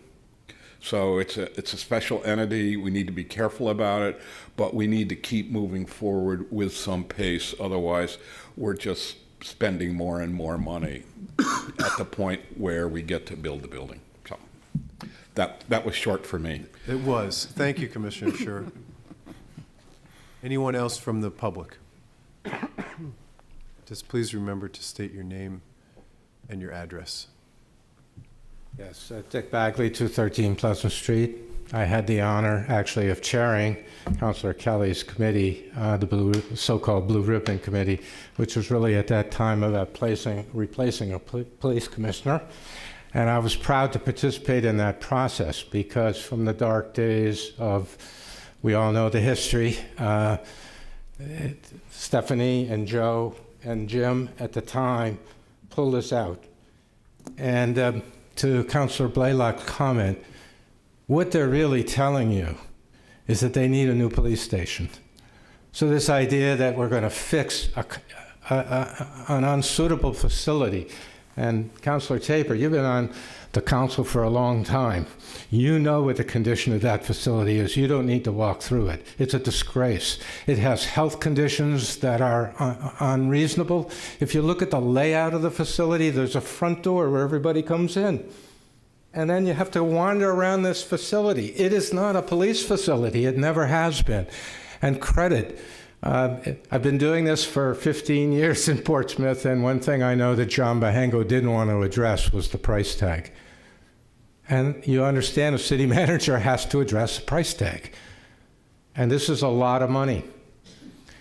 So I could go on and on about why this is important, because if you look at the national scene, we had to live through for probably the intent was well-meaning.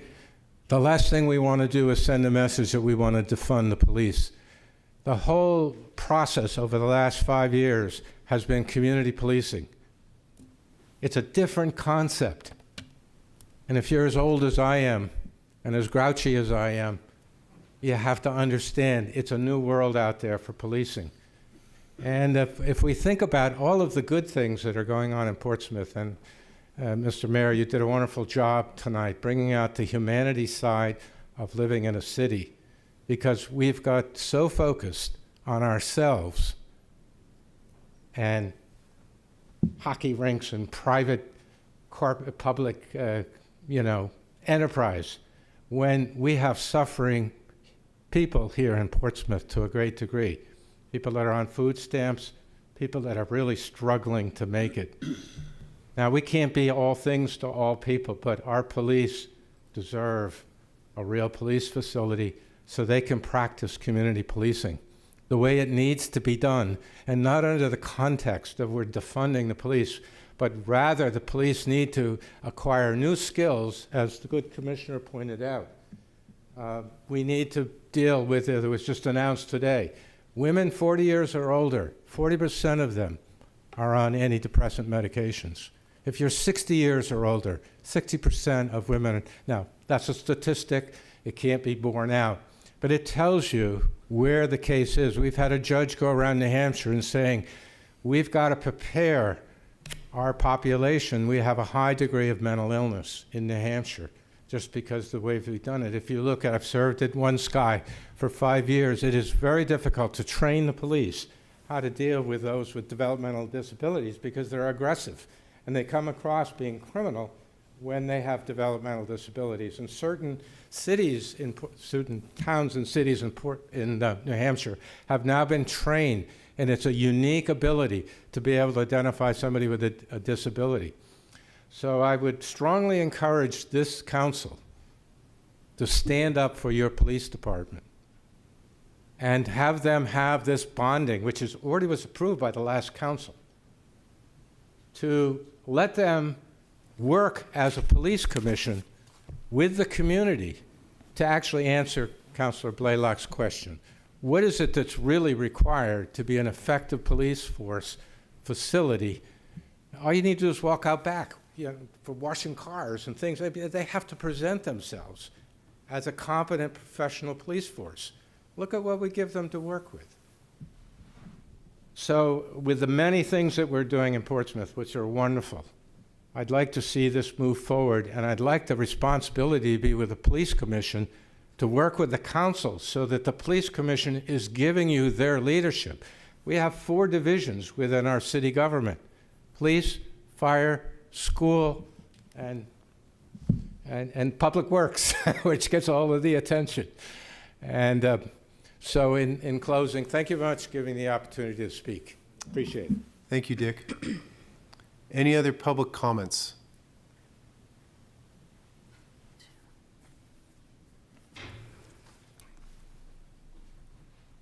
Hi, Sue Polidura, 245 Middle. I wasn't planning on speaking on this particular issue. I know that the police department have had some issues in the past. I used to be a good friend of the former secretary, and she used to tell me stories about rats going all over the place. And I'm like, I wouldn't be able to work that way. But I remember that area when this was a hospital. That area was the emergency room. I know because I volunteered there years ago. It wasn't suited to the application that we have today. That being said, there are some immediate needs that need to be taken care of. If there was mold in there, it's toxic, you need to take care of that, whether by updating the HVAC system or doing something else more state-of-the-art. But I was thinking, since now we have so many more people in Portsmouth, would it make sense to start thinking about having more than one police precinct? One that would, maybe the station will take care of the unique problems of the downtown.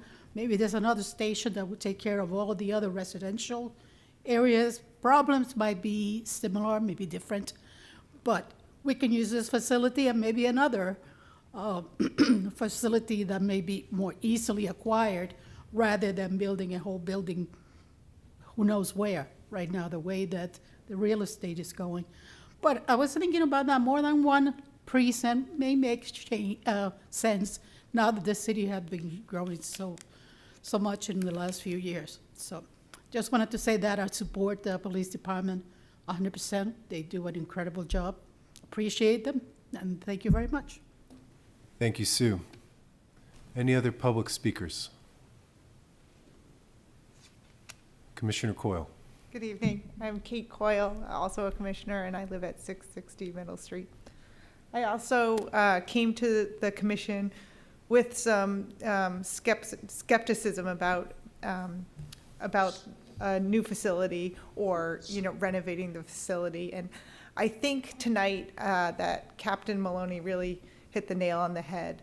There are significant deficiencies in the current police facility with whether it's evidence storage, safety concerns for the civilians working there, or even just the efficiency and effectiveness that different departments can communicate, given how disparate the layout is.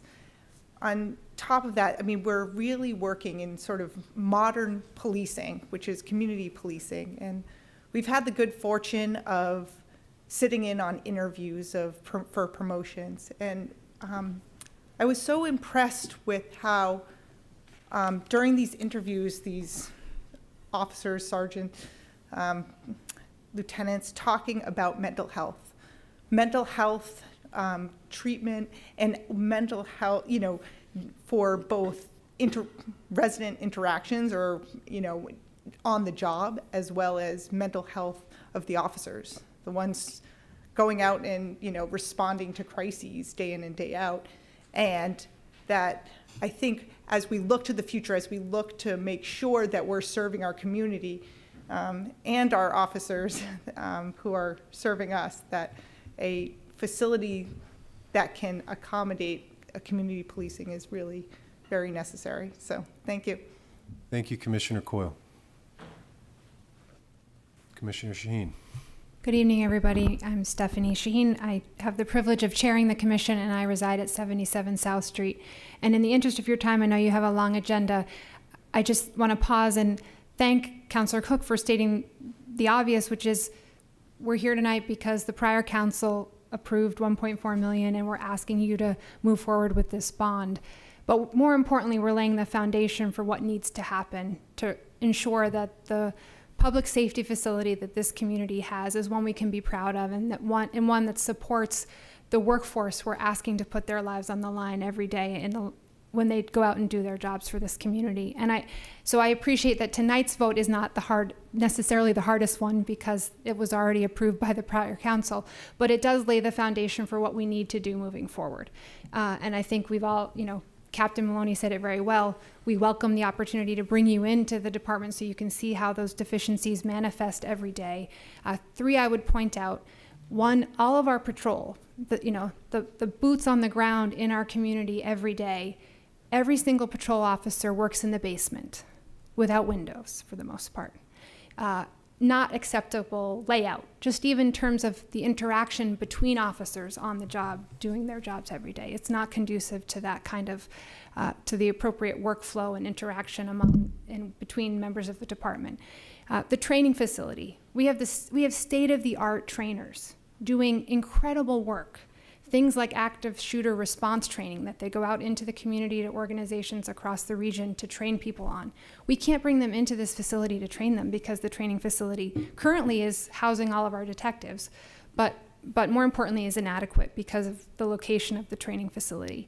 And third, I would just point out and really reinforce, we're trying to reimagine community policing, right? We imagine that we're going to be doing response times, as Commissioner Scher pointed out, with social workers, perhaps, with mental health experts who need to be able to come in and out of our facility in a way that's safe for everybody.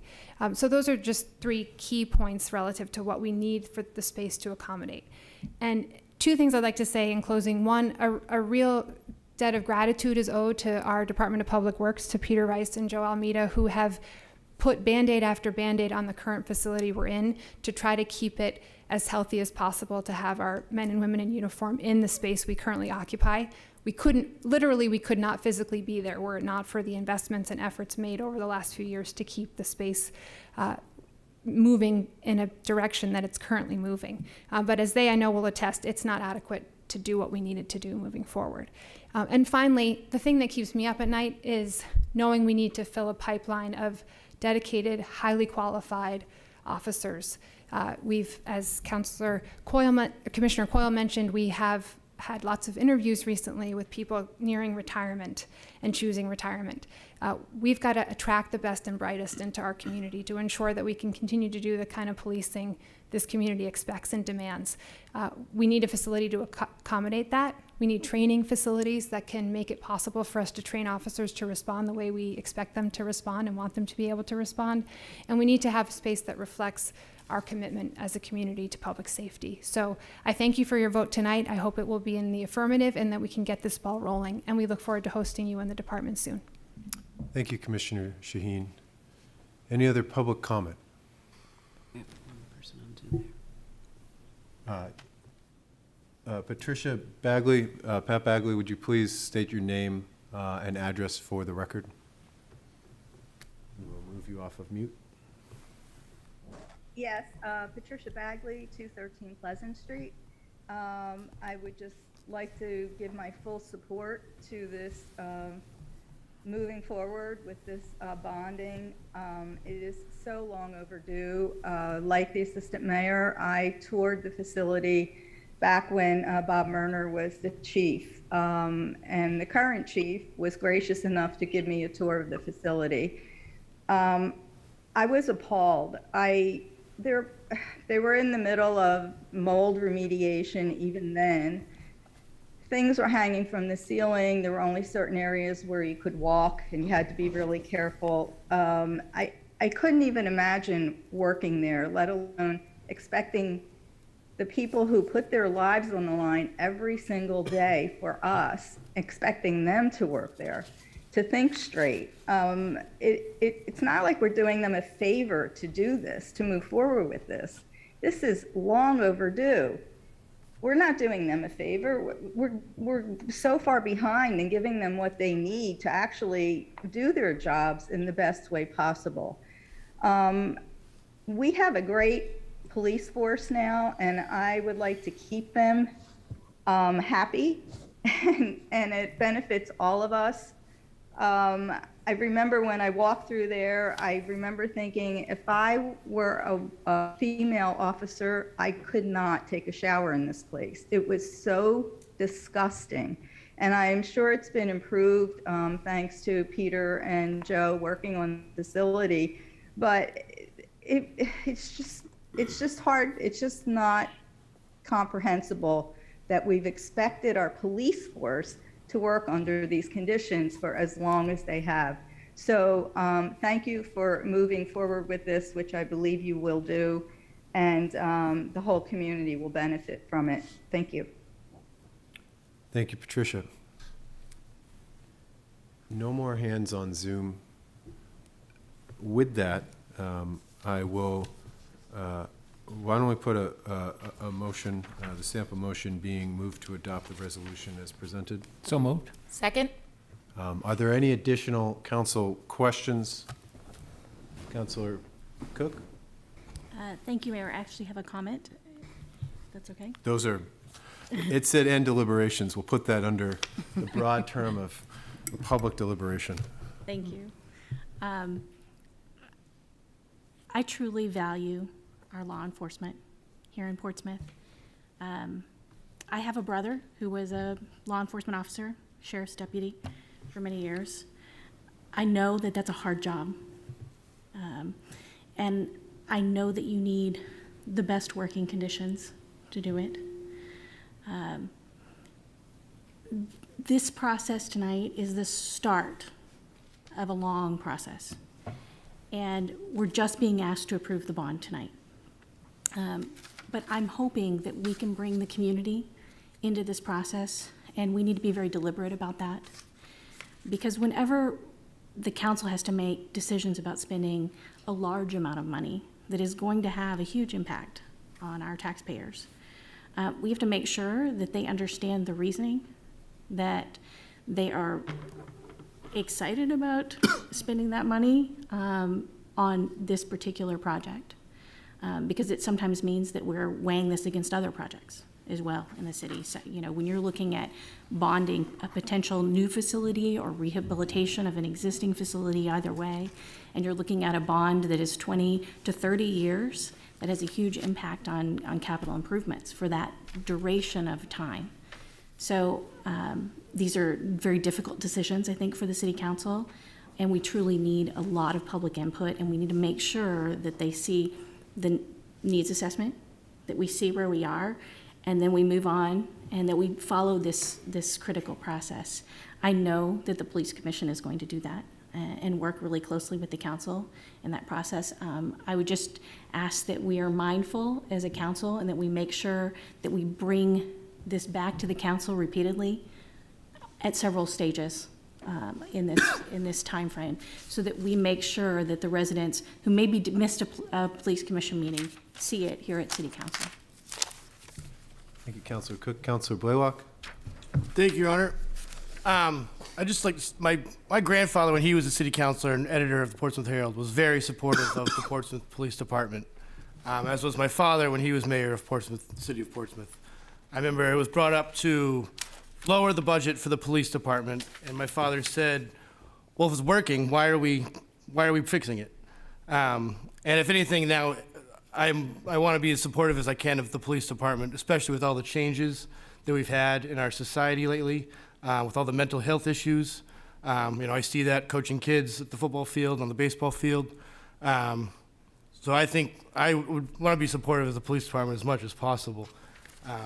My questions and stuff, I just want to make sure that we are being clear to the public when we do spend a lot of money, and that we are being transparent and forthright with that.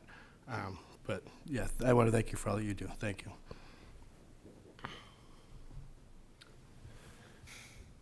Councilor Tabor?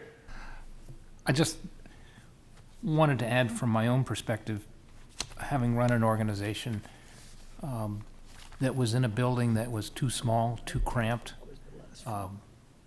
and had basic problems with the building.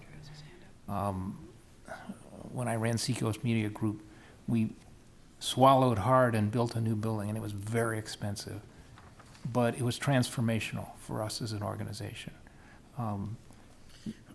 Most of the revenue we had 5 years after that building was built, we had never had before. It was new businesses, new ways of doing business. We could never have done that in the cramped, crowded facility that we had. So I think when we think by analogy of community policing, we can look at what community policing will be 5 years from now, or 8 years from now, and we can build a building that's flexible enough to innovate, to be where we need to go, skate where the puck is going, so to speak. And we won't have that opportunity in this current facility. So I think that's an essential part of our decision tonight, is to think long-term. Thank you, Councilor Tabor. We have Councilor Bagley on Zoom with a question and/or comment at this point. Mostly a comment. Thank you, Your Honor. I think it was pretty eloquently stated by some of the public speakers tonight, including my aunt and uncle, the assistant mayor, in the deliberations. Since 2014, we've taken a deep dive into the feasibility of the current station and what we need to do to address those concerns. And I guess my ask or my hope would be that we take a pretty quick look based on all the information that's already been gathered and quickly determine what's the best path forward, and then put the money and resources into developing what we determine is the best path forward, which sounds like it'll end up being a new station at a who knows which location. But I would hate to see us put a lot of time and effort into evaluating the current situation, current station, if it's quickly apparent that that's not really viable.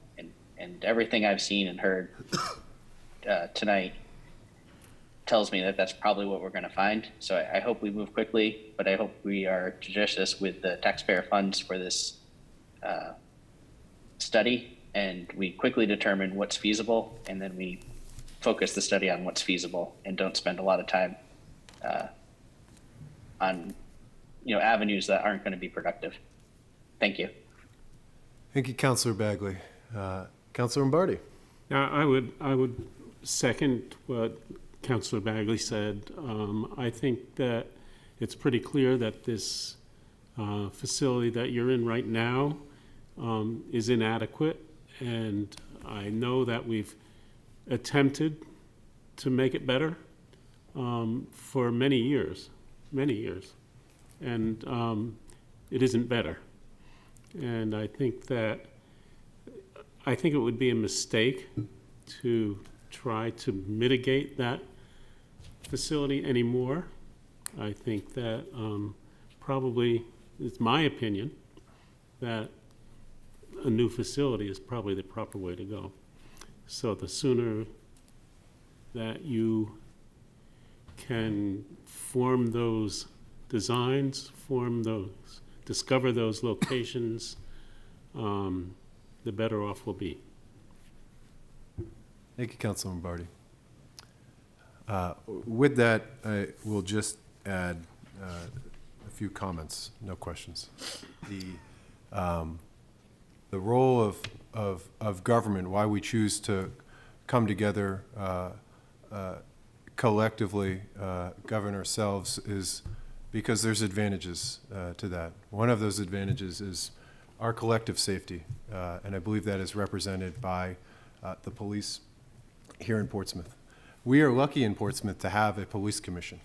Not every city has one, and not every city is as lucky to have a police commission as dedicated to our entire community as our police commission is to ours. So I thank them for their service to Portsmouth and in partnership with our police. I will vote for this this evening. It's an easy vote. We already voted. I already voted for it in the CIP last year. So it's one of the easier votes for me to make.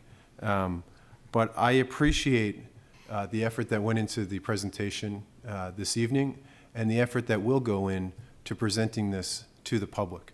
Because more than a building, this opportunity represents how we want to determine the future of policing in Portsmouth. And it's a conversation that we very much require the public to be attendant of and involved with. And so I would echo Councilor Cook's statements that we want to see this in front of the council as much as possible, not because we don't trust the work of the police commission. We trust that work, you deliver the right answer regardless, but we want the public to be able to follow along with the reasoning that goes into this. Because it's not just a mold remediation inadequate in terms of health and safety, but I think it's inadequate when we talk about the type of policing that we envision for Portsmouth. That is dependent upon the type of building that we have. And so with that, I want to thank the Police Commission again. I want to thank the captain for coming out this evening and acting as deputy chief. That's more presentations, more paperwork, I'm sure. But I want to thank the beginning of this process, because Portsmouth will benefit from this being as public and involved as possible. So with that, I would ask the clerk to call the roll on the sample or the motion of move to adopt the resolution as presented. Assistant Mayor Kelley, Yes. Councilor Tabor, Yes.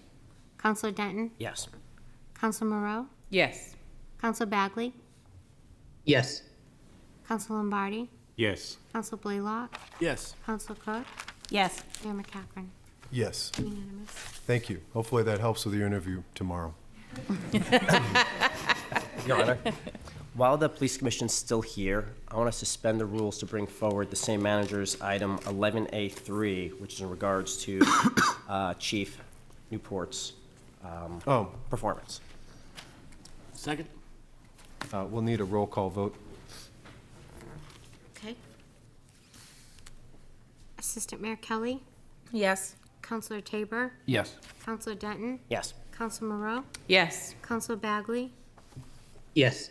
Councilor Lombardi, Yes. Councilor Blaylock, Yes. Councilor Cook, Yes. Mayor McEachran. Yes. Unanimous. So thank you, Your Honor. I'm happy to set the stage for the request as presented to the council by the Police Commission at a recent non-public meeting. They completed an annual performance evaluation of Chief Mark Newport, and following that evaluation, the board approved a one-time bonus of $3,000. The chief's contract is unique in allowing for this provision, and it reads in part that the parties may agree to provide additional compensation to the employee in recognition for his accomplishments of the performance objectives identified by the commission. The commission has been nice enough to stick around for this conversation, and I would yield to them if that is all right with the council. Thank you. Thank you again. I'm grateful to be able to speak to this issue and request. Happy to answer questions. As the city manager noted, the chief's contract does call for a special performance bonus as part of the review process. We just completed his review, and this was the first review after the probationary period. So he went from being the interim chief to the permanent chief, and then there was a probationary period during which we were reviewing and evaluating his performance, which we just completed. For your benefit, because the prior commission was really the commission that had served in the longest capacity with him, I also engaged my prior commissioners as part of that review, along with our new current commissioners, and we collectively agreed that a bonus was appropriate. As you can imagine, the last year has been especially challenging to serve as a chief. He was new to the role right as COVID was hitting. He had to deal with everything from deployments of officers who are also National Guard members to absences related to COVID exposure. So even though many in our community were able to work from home or be remote or stay home, our officers were here 24/7, which meant the chief had to be on and at work and on duty. He's really done an extraordinary job. We've submitted a complete review of his performance over the last year in his role as chief. As was alluded to earlier, he would be here tonight were it not for the fact that he just started his training at the FBI Academy in Quantico, which he actually delayed several years in order to take on the role as chief. He was invited to go several years ago and postponed. So again, $3,000 bonus. It's specific to his particular contract and our ability to give a performance bonus as a result of his efforts. And we think his efforts really do merit that bonus. Thank you, Commissioner Shaheen. The Assistant Mayor. Just a quick question. Is this money's coming from the current police department budget? Yes. Okay, thank you. Councilor Cook. Thank you so much, Commissioner and Chair. I have no doubts that his performance is outstanding, if that is what you guys have determined in your review. I do have questions about precedent. Is there any precedent for this? And I think this question goes more to the city manager. Do we know if there's precedent for giving bonuses? I want to make sure that the council is doing kind of what is traditional for the city. Through the mayor, I can't speak for contracts that I'm not familiar with folks that are currently not working, but the chief's contract is unique in that it has a bonus provision. The other contracts for city employees, including myself, we don't have that provision. So, but I can tell you, given my role with the prior chief, this has been done before. So we have historically awarded a performance bonus. It's part of what went into the negotiating of the contract relative to the steps, and there historically has been an expectation of some bonus if performance is there. Any other questions? Thank you. Thank you, Commissioner. Is there action to be taken by the council on this? Well, I didn't see a proposed yeah, motion. it doesn't That's look what like we have a sample motion, so. I would look to the city attorney and the city clerk that if it were the will of the council to ratify and support the actions taken by the police commission, that this council do so. Your Honor. Sorry, I'll call you 1 second, Councilor Tabor. I just have a parliamentary inquiry in terms of, do we have the authority to, I guess my question would be, wouldn't this come as a part of the budget towards the council? Can we line item a specific request on this? Would this be guidance given in terms of a budget, since the budget is still forthcoming? The only reason that there's a council vote call for it all here is that the working agreement requires the council vote. The budgeting and all the financial issues related to it are within the police department budget, and I might add that the contract calling for this vote has been approved by the city council. Okay. So So it's separate from the budget so much as a contract That's right. stipulation Yes, Your for Honor. the police chief. Okay, sorry to cut you off, Counselor Tabor. Nope. The city attorney said what I was going to say. Oh. It's in the contract. Okay, The city council will vote on it. okay. I will move the motion which the city manager recommended. Kelley, did you get that? Well, the city manager didn't recommend a motion.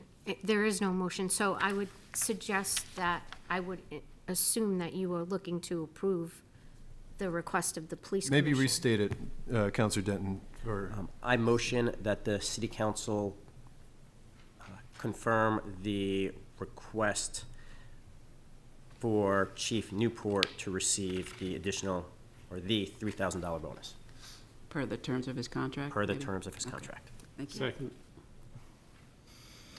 okay, and any questions, comments? I'll support this in terms, my concerns coming into this were that of precedent, certainly with contract negotiations. This is something that we, may see in the future for other contracts, but as this is decided in terms of this contract already, and has met the qualifications that the police commission has set, as delivered to us through Chairman Shaheen, we are, I feel, bound per that to vote for this evening. So Kelley, would you please take the roll? Yes, Mayor. Assistant Mayor Kelley? Yes. Counselor Tabor? Yes. Counselor Denton? Yes. Counselor Moreau? Yes. Counselor Bagley? Yes. Counselor Lombardi? Yes. Counselor Blaylock? Yes. Counselor Cook? Yes. Mayor McEachran? Yes. Unanimous. I hope that it finds you well in Quantico, where the chief told me that it's not just books. He's going to be running around in the forest out there doing some training. So exciting stuff. Thank you. Thanks for sticking around, guys. Let's see, how are people feeling up here? Does anybody need a break or get through? We've been here since. Is there anybody in? I'm good. You're good? Counselor Denton? I was simply going to ask if Dee Dee was here for the Prescott Park. Oh, is Dee Dee here for the Prescott Park? I think that's up, I think we got that Prescott next. Park is on Zoom. She's here participating. All right, so let's charge forward, get through the items that require action. Okay, here we go. Thank you, Your Honor. Item number 1 is a license agreement request with Strawberry Bank for property located at 81 Washington Street. This is in the form of a revocable license from the city. The city owns a thin parcel of land along Washington Street, which separates 81 Washington, the property, from that right-of-way. There is a parcel map included in your packet, and the idea would be that we are looking to provide off-street parking as that would belong to Strawberry Bank and be attributed to this property. And the idea is, with a revocable license, we can rescind or remove this should we need this land for another reason. But this would assist Strawberry Bank, and they made the request of the city. You need a motion. I do need a motion. I would make a motion that we recommend the license agreement with Strawberry Bank for that property. I'll second that. And we will need, any discussion on this? Your Honor, I would look to the city attorney. I currently sit on the board of Strawberry Bank, so would it be recommended that I recuse myself from this vote?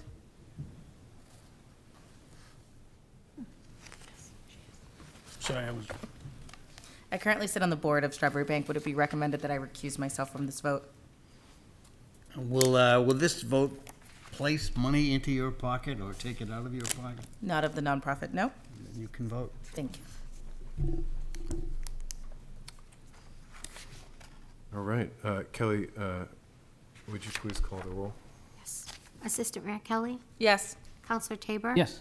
Counselor Denton? Yes. Counselor Moreau? Yes. Counselor Bagley?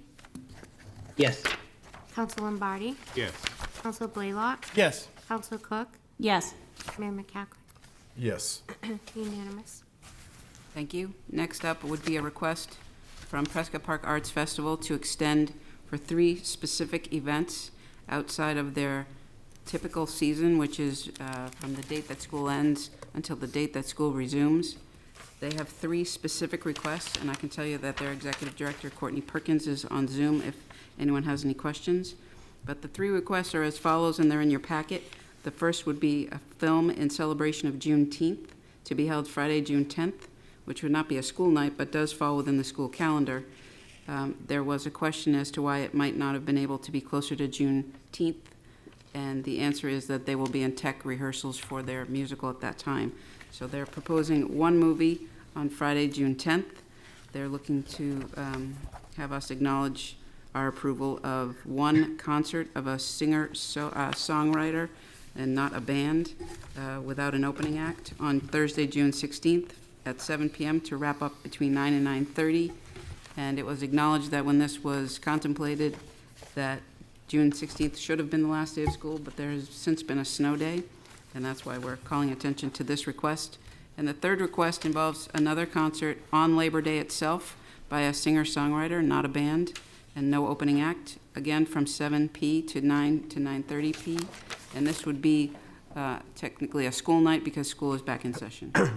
We felt that these requests were thoughtfully made and considerate, relatively speaking, to the neighborhood. And I would ask that the council consider extending their season to include these 3 specific events on these 3 specific dates. Okay, I will await the requested sample motion, move to extend the Prescott Park Arts Festival 2022 season to include the requested dates. So moved. Second. And any discussion on this? Your Honor. Councilor Tabor. I've historically recused since I'm chair of the board of the Arts Festival, so I'm going to, I'll do that. However, the city attorney's recommendation for my colleague, the assistant mayor, is perfectly fine in my mind too, but I'll stick with my past practice. Thank you, Councilor Tabor. Councilor Denton. Times have changed since the last 3 agreements were signed for all the nonprofits in Prescott Park. So not specifically to this motion, but I'd like to encourage all 3 nonprofits to look at the current contracts they have going into the upcoming contracts and think what they might need to do as well as they can in these times.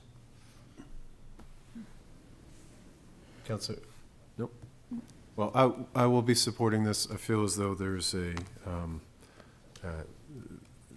they are justifiable in terms of the Juneteenth film. Look forward to hopefully attending that. The concerts, both before the school officially ends and while it begins, was impressed with the means of which this was requested and the effort to work with the community on this, noting that they are both not large bands with opening acts, but singer-songwriters, and look forward to moving the question with a roll call vote, because Councilor Bagley is on Zoom.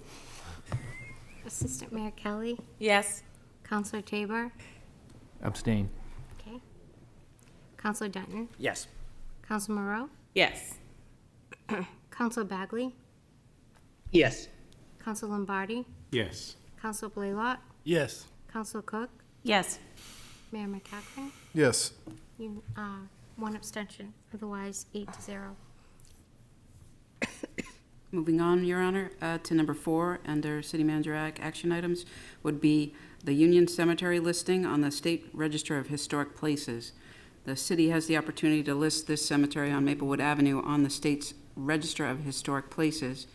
And through the efforts of the newly reconstituted and revived Cemetery Committee, an inventory of the historic features of the cemetery prepared some years ago by city staff was presented recently to the New Hampshire Division of Historic Resources, who has indicated that this inventory is sufficient to move forward with the process for listing, which is exciting and would make this cemetery eligible for state grants and other funding opportunities. And I'd just like to thank Deputy City Attorney and Deputy City Manager Suzanne Woodland for her help in stewarding the Cemetery Committee along. I was going to do that. I will await the sample motion to move to authorize the city manager to proceed to take the additional steps to have the Union Cemetery listed on the State Register of Historic Places. So moved. Second? Any questions or comments? Would just, for the record, restate that the efforts of the Assistant City Manager has been noted to me by numerous members of the Cemetery Commission. And I want to thank all of those members for the amount of work that they've put in terms of just the time and effort and the enthusiasm that they've brought to this previously overlooked part of our city. So I want to publicly acknowledge and thank that. And if we could please have a roll call vote. Assistant Mayor Kelley, Yes. Counselor Tabor, Yes. Counselor Denton, Yes. Counselor Moreau, Yes. Counselor Bagley, Yes. Counselor Lombardi, Yes. Counselor Blaylock, Yes. Counselor Cook, Yes. Mayor McEachran, Yes. unanimous. Great. Number 5 is a temporary construction license to be recognized and requested by the owner of C545 Market Street LLC. This party is performing interior and exterior improvements at the location of 45 Market Street. The owner has encumbered the sidewalk in front of their property with pass-through staging for 30 consecutive days and beyond that. And due to a small delay in receipt of materials necessary to complete the project, they're looking to seek this license agreement. And typically, it is calculated out, as you see here with our typical license language. The total amount to be charged would be $94.50 for the 18 days between April 13th and April 30th. However, I'm reminded that when the public has access to the license area through pass-through staging, license fees are typically waived. The council should know that legal and planning departments have both reviewed and approved this license and would look for a motion to approve the license, and the waiving of the fee is up to the council. So moved? Second? Any discussion? We will have a roll call vote then.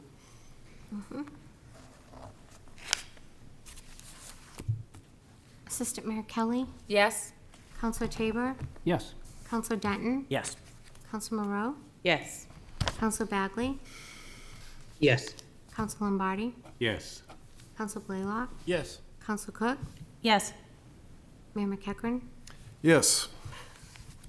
Number 6 in the packet tonight is approval of Superintendent Zachary McLaughlin's contract. It is a proposed 3-year employment agreement between the school district and Dr. McLaughlin, and this employment agreement has been approved by the Portsmouth School Board, and the details can be found in your packet. So while there is no sample motion, I would imagine the sample motion would be to approve this contract as presented. So moved. Second? Any discussion? Your Honor. Counselor Bagley. Yeah, I just want to, as I think I'm in the unique position of being the only counselor with a student in the Portsmouth schools, because I think your children are a little bit too young to 1 year, Counselor be Bagley. part of the public school system so far. I'm just excited to welcome the new superintendent on board, and we'll be supporting the contract. Thank you, Counselor Bagley. And yes,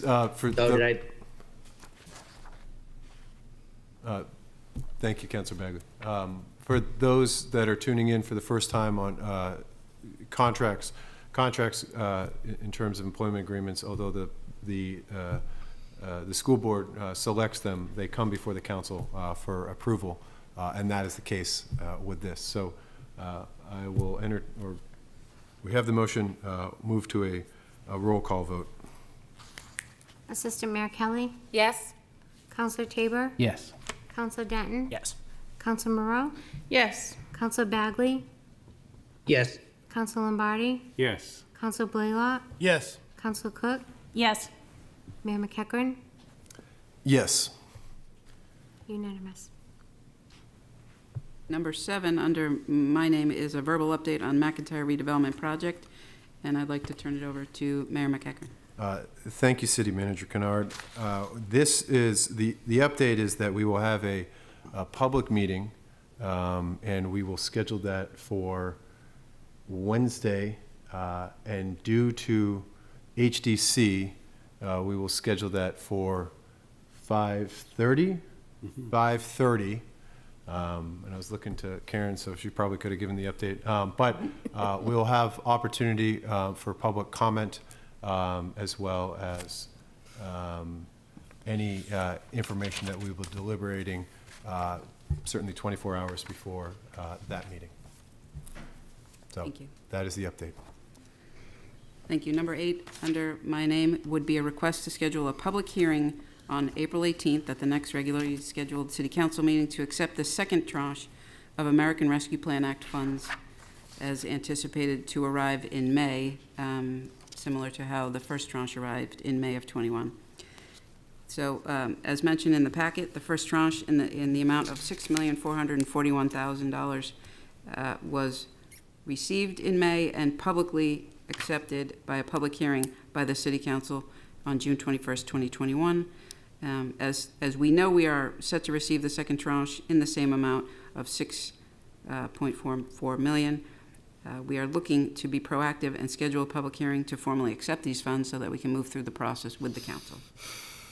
I'd make a motion that we schedule the City Council at our next April 18th meeting to have the public hearing to accept the second tranche of ARPA funds. Second. No comments, no questions. We will move to a roll call vote. Again, because of Councilor Bagley's on Zoom. And I wouldn't mind a legal opinion on this going forward. Me too. Assistant Mayor Kelley. Yes?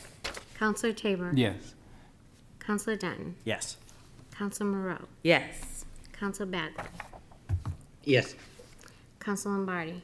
Yes. Counselor Blaylock. Yes. Counselor Cook. Yes. Mayor McEachran. Yes. So that's unanimous. Number 9 is last but certainly not least, and probably the most complicated. And to help with the conversation this evening, we're going to share a short amount of slides that help walk folks through what we're suggesting here. And I want to make sure I'm doing this correctly. Here we go. So before you tonight, we have a 3-pronged approach to the staff recommendation of the best way to acquire and finance the purchase of the community campus complex. So we will re-identify the funding that was proposed and was approved, and we will discuss tonight the use of American Rescue Plan Act funds moving forward. So you will recall, I'm just recapping the action that was taken back on December 20th, 2021, which established an appropriation for $10 million for the acquisition of the property known as Community Campus. And you will see that this chart reminds folks that we appropriated just over $1.5 million through a combination of trust, special revenue, and capital outlay. And we were projecting the allocation of $5.19 million in ARPA revenue loss calculation money, which totals the $6.766 million. Therefore, explaining that the borrowing requirement could be anywhere from $1.233 to $3.233 million, depending on the availability of the school's ESSER funds, which were also COVID-related. And as such, the bond authorization at that time that was approved authorized the city to borrow up to $3.25 million. I'm told by bond counsel that they like round numbers, and that's why we rounded up to $3.25 million. So that's what did happen. Since that time, we did purchase the campus, the entire property, on March 14th of 2022, and the borrowing for that initial allocation and authorization is scheduled to take place this June, along with several other bond authorizations that you're familiar with.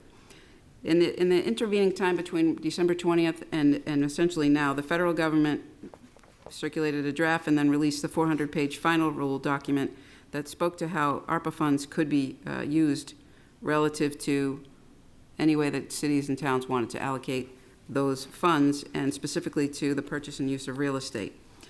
And staff did a deep dive on understanding how the effect of ARPA funds could be on any transaction, let alone this one. Our concern and our understanding of the funds is that to use funds for the acquisition of real estate could limit future uses of this property, and as such, we propose a different way to essentially finance the purchase. So in not only looking with staff, we also consulted bond counsel, and the city uses Lock Lord, and our financial advisor, who is Hilltop Securities, and they're advising that we can and should, in our collective estimation, take the following two distinct actions tonight, and noting that we have 60 days from the date of purchase, so that would be May 14th, to potentially change and take action to change the funding sources. So the ask is several pronged here tonight. The first would be to adopt a new resolution to appropriate the $10 million from a combination of trusts, special revenues, capital outlay, and bond issuance for the purchase, so that stays the same.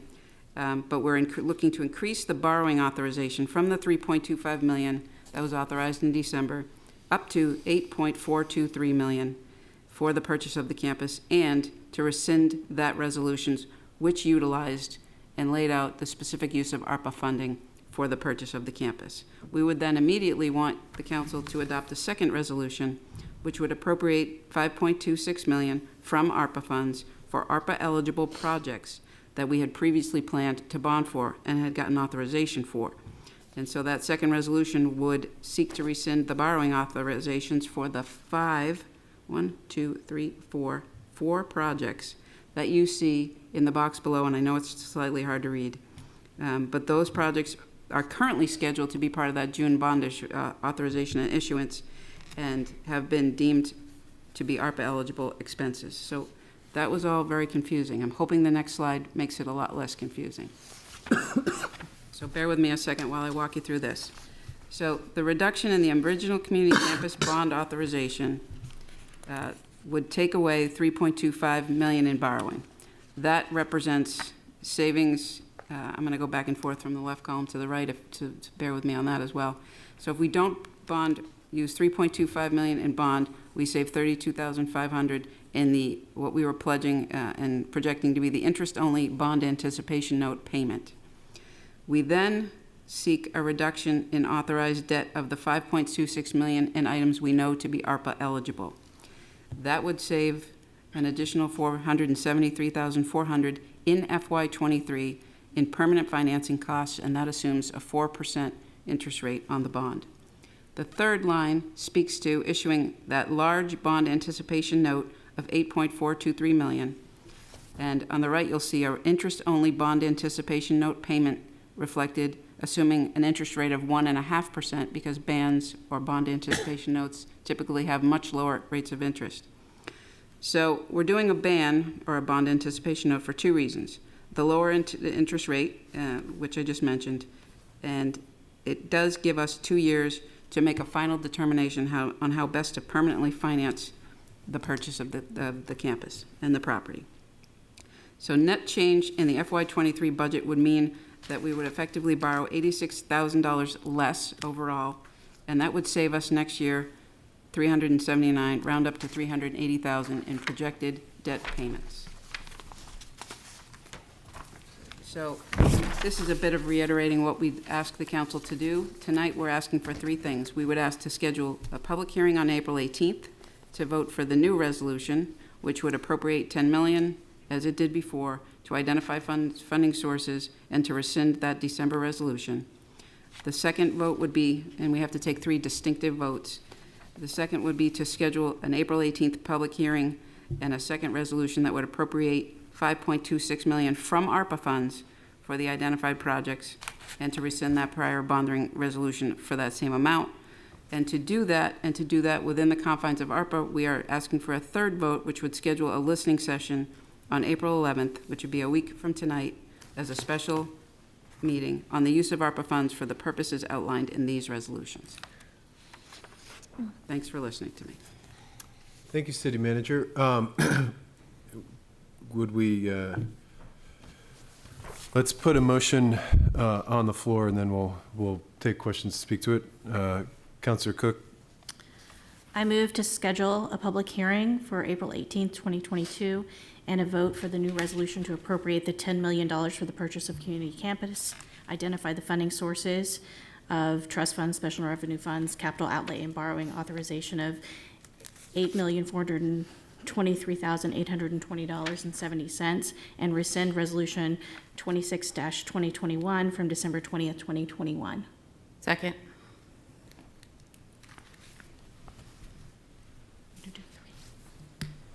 Did you combine all of those? No, I just did the first one. Just First the one. first So one. I was Just going to A. do 3 different motions, yes. Just A, all right. Those following along at home. All right, there's a second, any comments on that? Counselor Cook, would you like to speak to that? I think it's important that we go ahead and move forward with this action, given our limited time frame, and there will be room for discussion clearly at public hearing. Assistant Mayor? I think it's also important to note that when the prior council, the knowledge of ARPA funds is ever changing, and now we know from the federal government more specific outlines of what we can and cannot do with those funds. So I think it's very important that that's recognized, that this information is new and now updated and the most current. All right, Councilor Moreau? In addition to that, it's going to allow us to have the most flexibility of what we do in the future at the community campus. And so we want to be able to have that flexibility, and this sort of changing around how we're paying for different projects is going to allow us to do that. And I think that's an important thing to move forward on. All right. With that, we'll have a roll call vote on this, the first of 3 motions that need to occur. Assistant Mayor Kelley, Yes? Counselor Tabor, Yes. Counselor Denton, Yes. Counselor Moreau, Yes.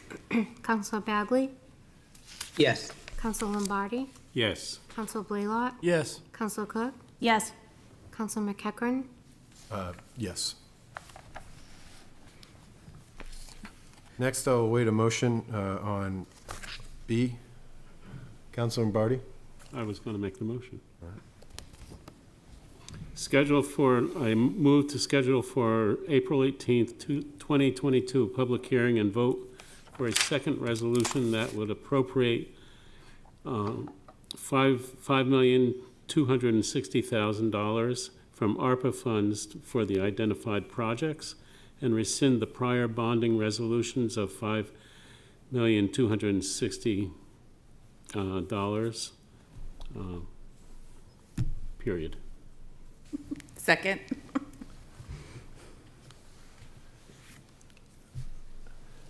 Where are we? Are we on? That's the second one. must be in What's the, that? are you reading that from the? Are you reading it from the city manager's notes? Yes. Or the, okay, Okay. all right, all That's right. fine. That makes sense. I was following along in the agenda, which was slightly different, but provided that works, great, all right. I have a simple question. Is this funding coming from the first tranche of ARPA or the second tranche? It would definitely be coming from the first tranche, and in terms of process, we look forward not only to having that listening session on April 11th to speak to just these items, but to a future date when we can talk to the remaining balance of the ARPA funds, which would include the second tranche. All right. Assistant Mayor. So I was gonna make. Oh, no, we got to vote on this first. Kelly, would you please call the roll? Yes. Assistant Mayor Kelley, Yes? Counselor Tabor, Yes. Counselor Denton, Yes.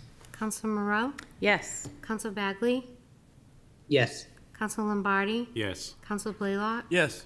Counselor Cook, Yes. Mayor McEachran, Yes.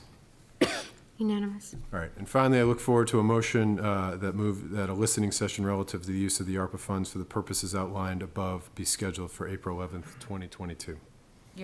So moved. Second.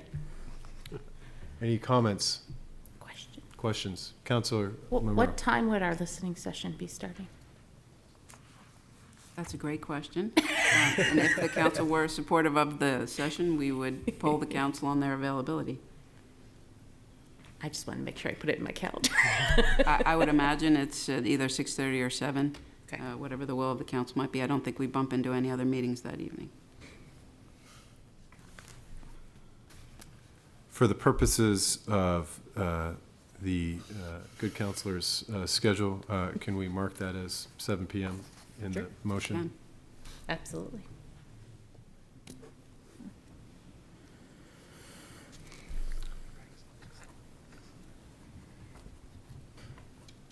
Okay. It's a week from tonight. Kelley, could you please call the vote, or call the question? Assistant Mayor Kelley, Yes? Counselor Tabor, Yes. Counselor Denton, Yes. Counselor Moreau, Yes. Counselor Bagley, Yes. Counselor Lombardi, Yes. Counselor Blaylock, Yes. Counselor Cook, Yes. Mayor McEachran, Yes. unanimous. Thank you. All right, we've made it on to the consent agenda. I look forward to a motion to adopt the consent agenda. So moved. Second? Any discussion?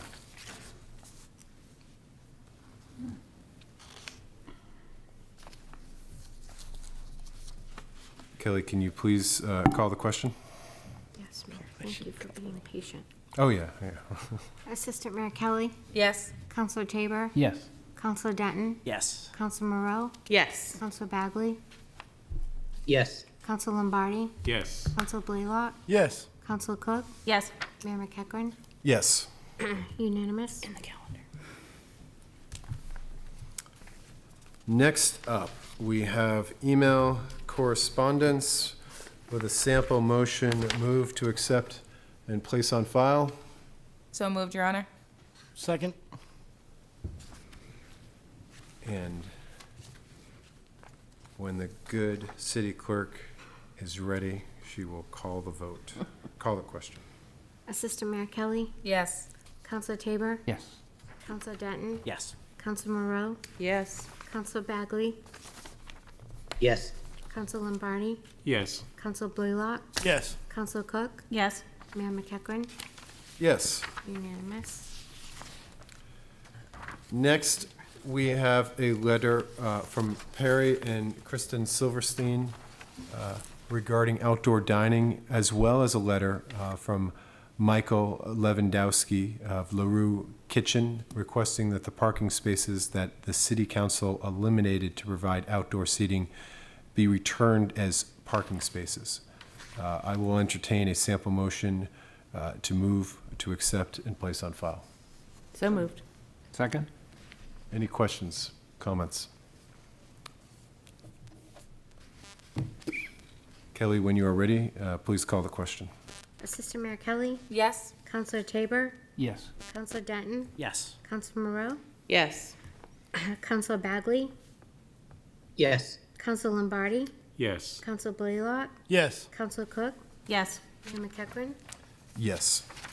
unanimous. So will the council, everybody good to keep going? Okay. All right, on to, well, we have to, we didn't get to stop. We got a break. Does anybody need a break? Nope. Could actually use a break. Could use a break? Okay, I'll call for a 7-minute recess, and we'll return to the councilor's agenda. Thank you.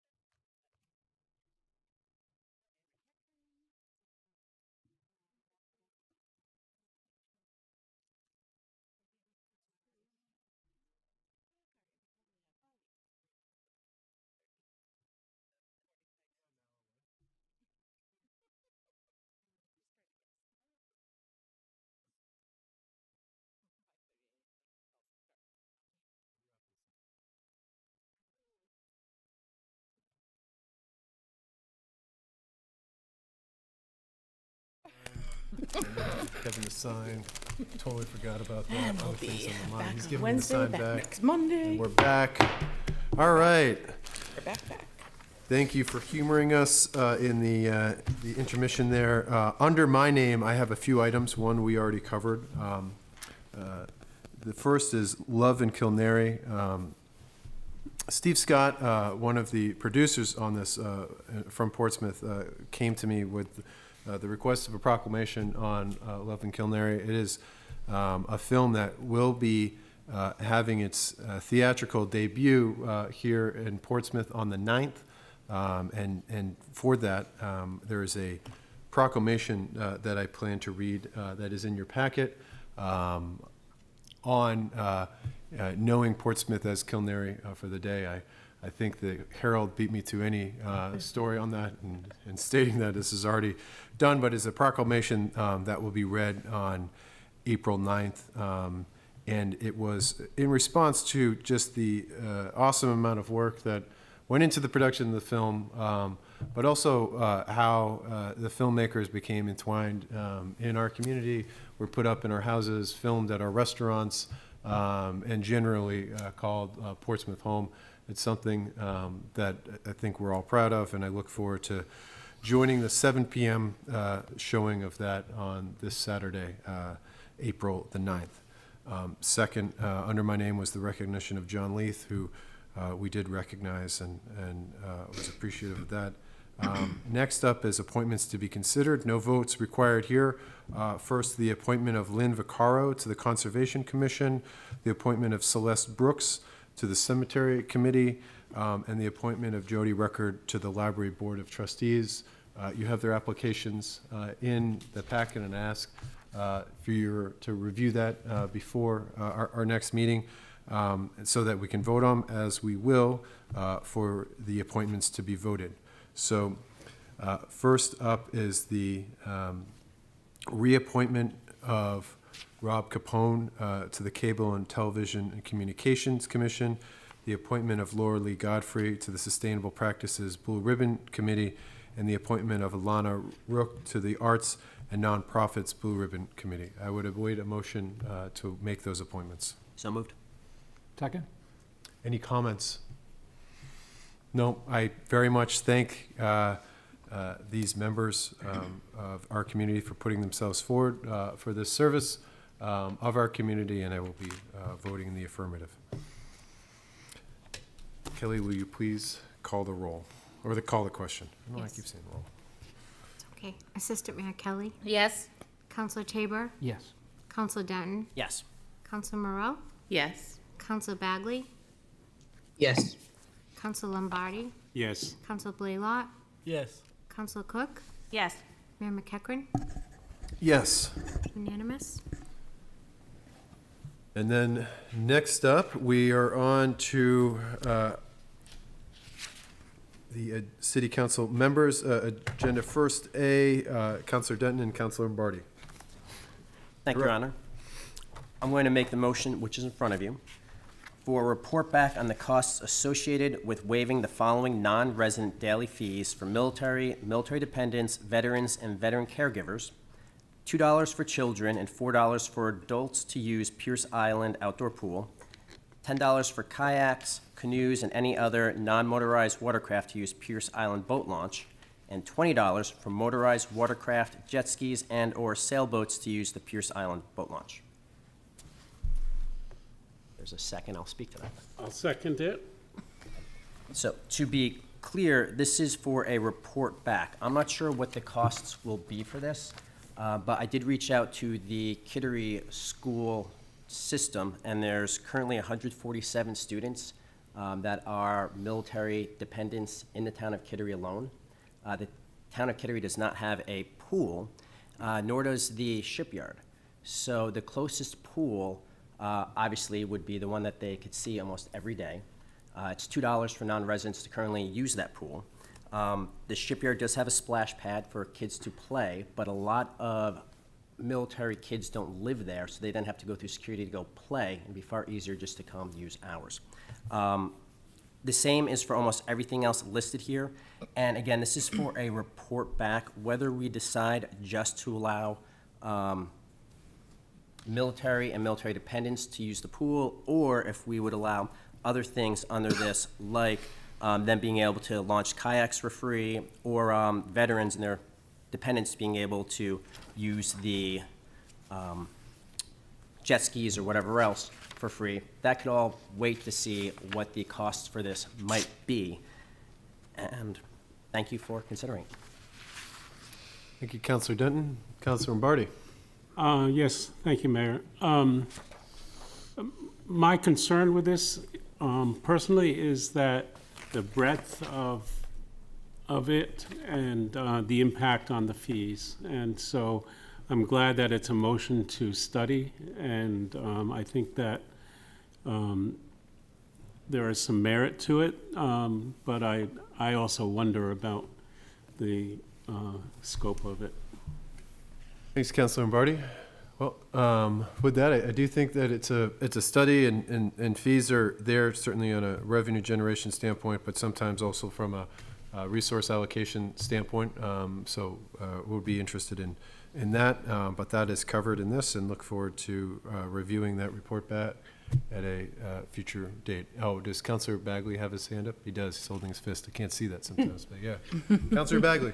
Yeah, thank you, Your Honor. I guess with that report back, it would be beneficial, I think, to look at if we were to eliminate the fee for the Pierce Island pool, how much would that affect attendance, and would we be in a situation where we have potentially having to turn away people from the pool because it's too full? And I don't know how you analyze that data, but I would be interested to make sure that we're not going to create a situation where the attendance at the pool becomes unmanageable from a health and safety standpoint. Thank you, Councilor Bagley. City Clerk, when you are ready, please call the question. Assistant Mayor Kelley, Yes. Councilor Tabor, Yes. Councilor Denton, Yes. Councilor Moreau, Yes. Councilor Bagley, Yes. Councilor Lombardi, Yes. Councilor Blaylock, Yes. Councilor Cook, Yes. Mayor McEachran, Yes. unanimous. Thank you. Next up, Councilor Cook, first with a verbal update on the Governance Committee. Thank you, Mayor. This is not a formal update from the Governance Committee. I just thought I should let everyone on the council know what governance has been discussing for the last several weeks, since this is the first time we're bringing something back to the council tonight. We've been working on rules of the council, which you will see tonight, and there are some recommended changes coming from governance in your packet.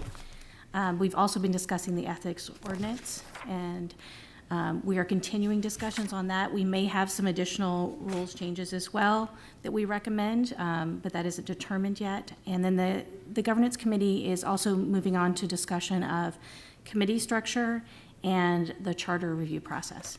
So we have a lot of work to do. I anticipate that the governance committee will have a more formal report for the council at mid-year. But I thought you should have just this basic update so you understand that tonight we're bringing our first recommendation back to the council for some changes to the rules. Thank you, Councilor Cook. And next up, I believe you have continue to have the floor with proposed changes recommended by the Governance Committee to the rules and orders of the Portsmouth City Council. Yes. I await that sample motion. Thank you, Mayor. I move to accept the changes to the rules and orders of the Portsmouth City Council proposed by the Governance Committee. Second? Any discussion on those rules? Your Honor, Council Rule 39 provides two options in this situation. By suspension of the rule, the council could vote on these changes tonight, or notice of the changes could happen tonight, and the rules would then be amended by a simple majority at the next meeting. Okay. It would be Councilor Cook's option, whichever. Councilor Cook, what is your pleasure? I would love to hear from the rest of the council on views on this, but I would recommend a suspension of the rules to go ahead and vote on these recommended changes. The reason that I would request that is that we have had publicly noticed governance committee meetings where we've already had public comment on on these recommended changes that are coming before you tonight. Thank you, Councillor Cook. Councillor Bagley, and then the Assistant Mayor. I guess I have two comments. One, I don't think everybody follows the committee meetings as closely as council meetings, so I think we should not suspend the rules tonight just to give people a chance if they want to comment on any of these changes. I know they're mostly minor and procedural, but I don't want to set a precedent when we potentially make major changes in the future that we don't notice it. On Rule 47, the change is all vacancies on boards and commissions shall be publicly advertised. Is there a cost associated with that? Does publicly advertised mean it has to go into Seacoast Online or some other method, or does it just mean that we're posting it on the city website? We currently do this. We post the information onto the city's website. Legal notices are only advertised if it is a board or commission appointment that is expiring and/or someone is leaving the board. I hope that's clear.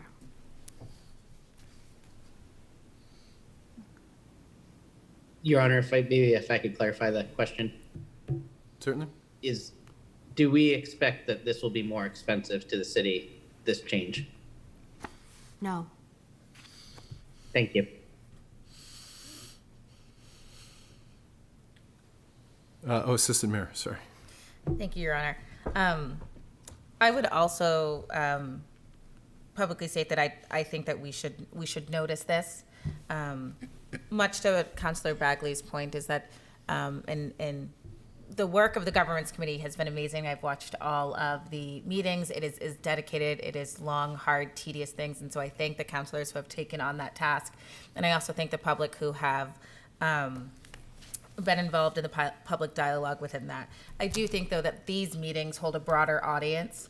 And so due to that reason, I would suggest the public option for the next meeting. Councillor Denton. I do have a question. I don't know if anyone here can answer it.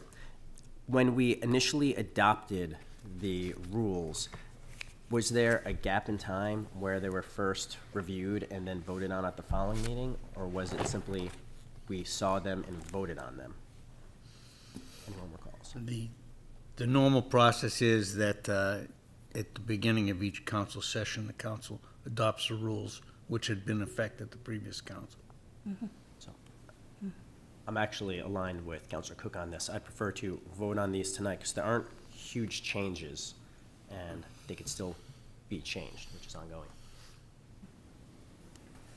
Councillor Moreau. Under conflict of interest, when you have the additional note that there will be additional provisions of the charter, I'm just wondering if we should actually list out what those provisions are so that whether it's a specific rule or section, just so that someone wouldn't have to then be searching around for what provisions we're speaking about. Does that make sense? Councillor Cook, would you like to respond? I will say that this reference was added just to provide clarity for council members, but the reason that it's not specific is because there could be additional changes to the charter or to the ethics ordinance, and we wouldn't want to presuppose that here, because then we would have to come back again and change the rules to reflect those changes. No one likes changing.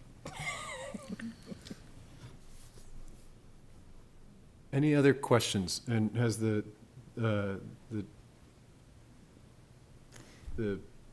I guess the direction that Councillor Cook would like to go forth, has that been changed by the conversation thus far?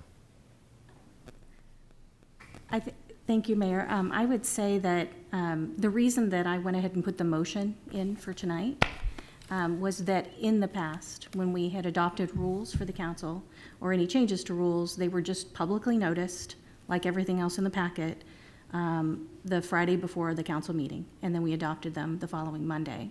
So it has not been the practice of this council, at least since January, to notice these and then give a few weeks to wait for adoption. So we have adopted the rules in 2 different sessions already as a council. So this would be just additional changes that were recommended. And this time they would be coming from the governance committee. I should note that some of these changes are also coming from recommendations that came from staff as well. Thank you, Councillor Cook. Any further debate? Councillor Moreau. A moment of clarity.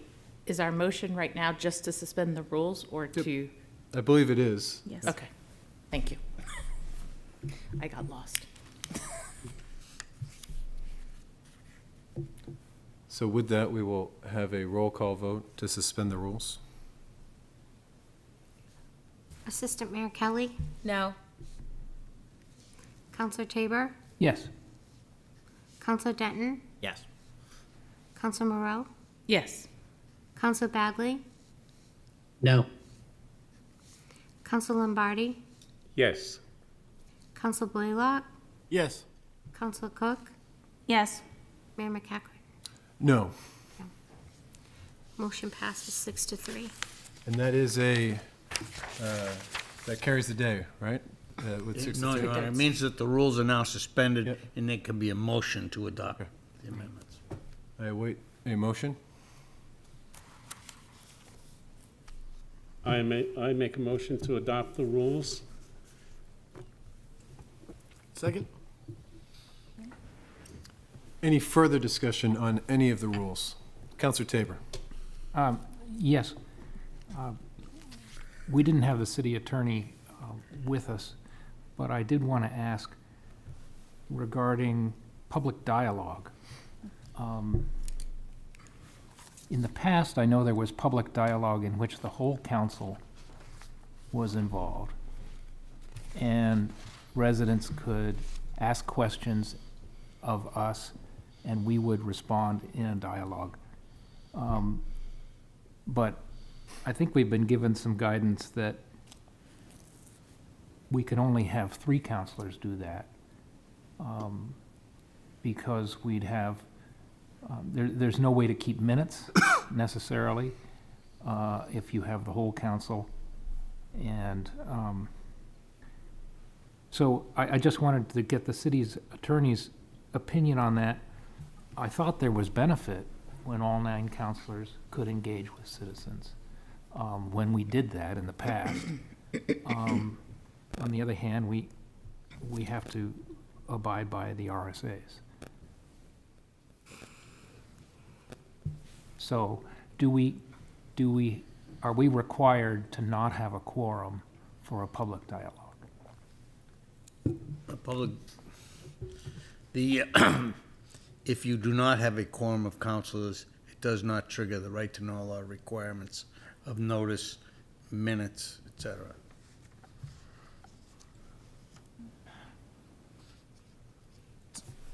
So, Or Councillor Tabor, continue on.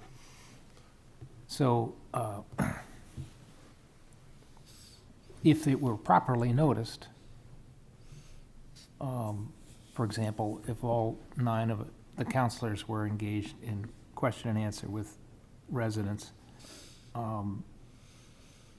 that's a quorum that would be properly noticed. I'm not understanding why we couldn't take minutes. Well, I think so just to have the rule pulled up, we previously could under that, and then that was changed. And Councillor Cook maybe shed some light on why it was changed. The part of Rule 46 that's stricken, by vote of the council, such council public dialogue sessions may be scheduled to be held at other times and other locations in the city beyond City Hall. All council public dialogue sessions shall be held in accordance with RSA 91A, the right to know law, by notice being made and minutes being taken. Councillor Cook. Thank you, Mayor. The changes to public dialogue were made to reflect the reality of practice in some cases. In practice, public dialogue, when all counselors are present, is difficult at best to record minutes. It's difficult for staff to capture the entirety of the dialogue. in part of that discussion, and we want to make sure that we're following the right to know law accurately. So a solution for that would resolve the conflict with right to know would be to not create a quorum, but to still have public dialogue sessions and limit them to no more than 3 counselors at a time. That would allow for continued public dialogue sessions. It would allow for participation of all counselors, because this would envision that the mayor designate on a rotational basis who participates in those public dialogue sessions.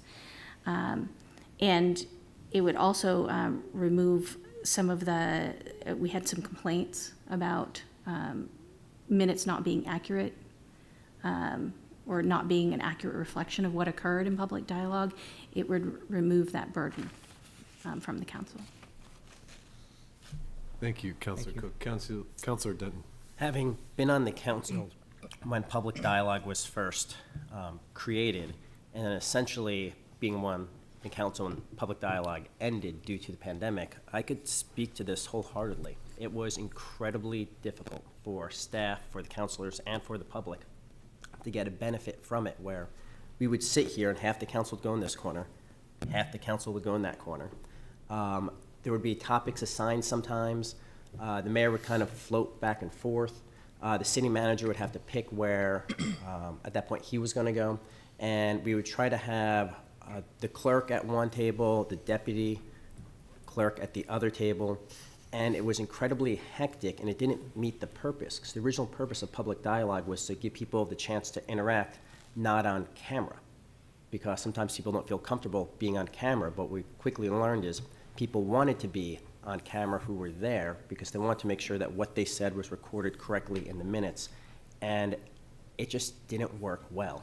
So changing it to this, I think, will work far better than how it did previously, and we could easily change it again if we think of a better way to do it. But I think this is a step in the right direction from how it used to be done. Okay. Councilor Lombardi. One of the thoughts in doing it this way was that the public dialogue could take place outside of these chambers and in the community. The thought of doing a public dialogue in each ward, for example, with 3 counselors and a staff member to really facilitate more of an open discussion, and rather than we see the public dialogue as a place where people can ask questions and have a discussion about things, whereas the people come to the podium, they just present to us and want to be on record for what they say. It's a different type of opportunity, and the thought of bringing it out into the community we thought was a benefit. Thank you, Councilor Lombardi. Any other questions on any other outside of that? Work sessions or disposition of motions? We've ingrained a friendly amendment in the actual record here of our rules, probably to the chagrin of our city clerk. We do have those now. Okay, I think we're ready to have a roll call vote on this motion. Assistant Mayor Kelley, Yes. Councilor Tabor, Yes. Councilor Denton, Yes. Councilor Moreau, Yes. Councilor Bagley, Yes. Councilor Lombardi, Yes. Councilor Blaylock, Yes. Councilor Cook, Yes. Mayor McEachran. Yes, thank you for the hard work. Okay, next up is the approvals of grants and donations. First is the acceptance of donation to the skateboard park from Summer Sessions of $1,025. Your Honor, I move to approve and accept the donations as presented. Second? All right. And could we please have a roll call vote? Assistant Mayor Kelley, Yes? Counselor Tabor, Yes. Counselor Denton, Yes. Counselor Moreau, Yes. Counselor Bagley, Yes. Counselor Lombardi, Yes. Counselor Blaylock, Yes. Counselor Cook, Yes. Mayor McEachran. Yes. Unanimous. Next up is the acceptance of grant from the New Hampshire Department of Justice through the Victims of Crime Act, or VOCA, for expenses incurred and services provided for direct victim services to include expenses for personnel of $24,759. Sample motion would be to move to approve and accept the grant for the police department as presented. So moved, Your Honor. Second? And I will ask for a roll call vote. Assistant Mayor Kelley, Yes? Counselor Tabor, Yes. Counselor Denton, Yes. Counselor Moreau, Yes. Counselor Bagley, Yes. Counselor Lombardi, Yes. Counselor Blaylock, Yes. Counselor Cook, Yes. Mayor McEachran. Yes. Unanimous. Thank you. Next up, the city manager's informational items, which I do not think require a vote on any of them. Woo-hoo. Your Honor, if I could, for the record, I'd like to read in item number 5 because it technically is verbal, but I shared with folks in the packet that this Wednesday at 4 o'clock, the New Hampshire Department of Environmental Services Wetlands Bureau is holding a public hearing to receive public comment on an application from PEASE Aviation Partners, LLC, for property located at the Trade Port on Exeter Street. Thank you, City Manager. And that was before Conservation Commission previously. Okay.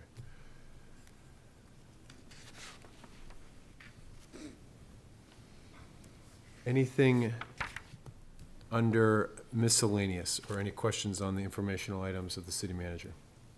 Councilor Tabor. Just following up on our discussion of touring the police facility, maybe it would make sense for the city manager to have groups of 3, as we've done, set up some possible dates for groups of 3 and signups. Happy to do that. One of the folks in my office will be in touch with folks and Right. we'll gather that information. Then we wouldn't have a quorum and Correct. folks could go at their convenience. Councilor Denton. As far as the items which are under the city manager's name, I just want to thank the Department of Public Works for including the initial steps to install a electric vehicle charging station potentially at the Bridge Street lot. So, thank you. All right. Well, if there are no other comments, questions, miscellaneous, I move, wait, a motion to adjourn. So moved. So moved. Second. And we will need do we need a roll call vote for this as well? I'm still on Zoom. Oh, Andrew. Assistant Mayor Kelley, Yes. Counselor Tabor, Yes. Counselor Denton, Yes. Counselor Moreau, Yes. Counselor Bagley, Yes. Counselor Lombardi, Yes. Counselor Blaylock, Yes. Counselor Cook, Yes. Mayor McEachran. Yes, good night, Portsmouth.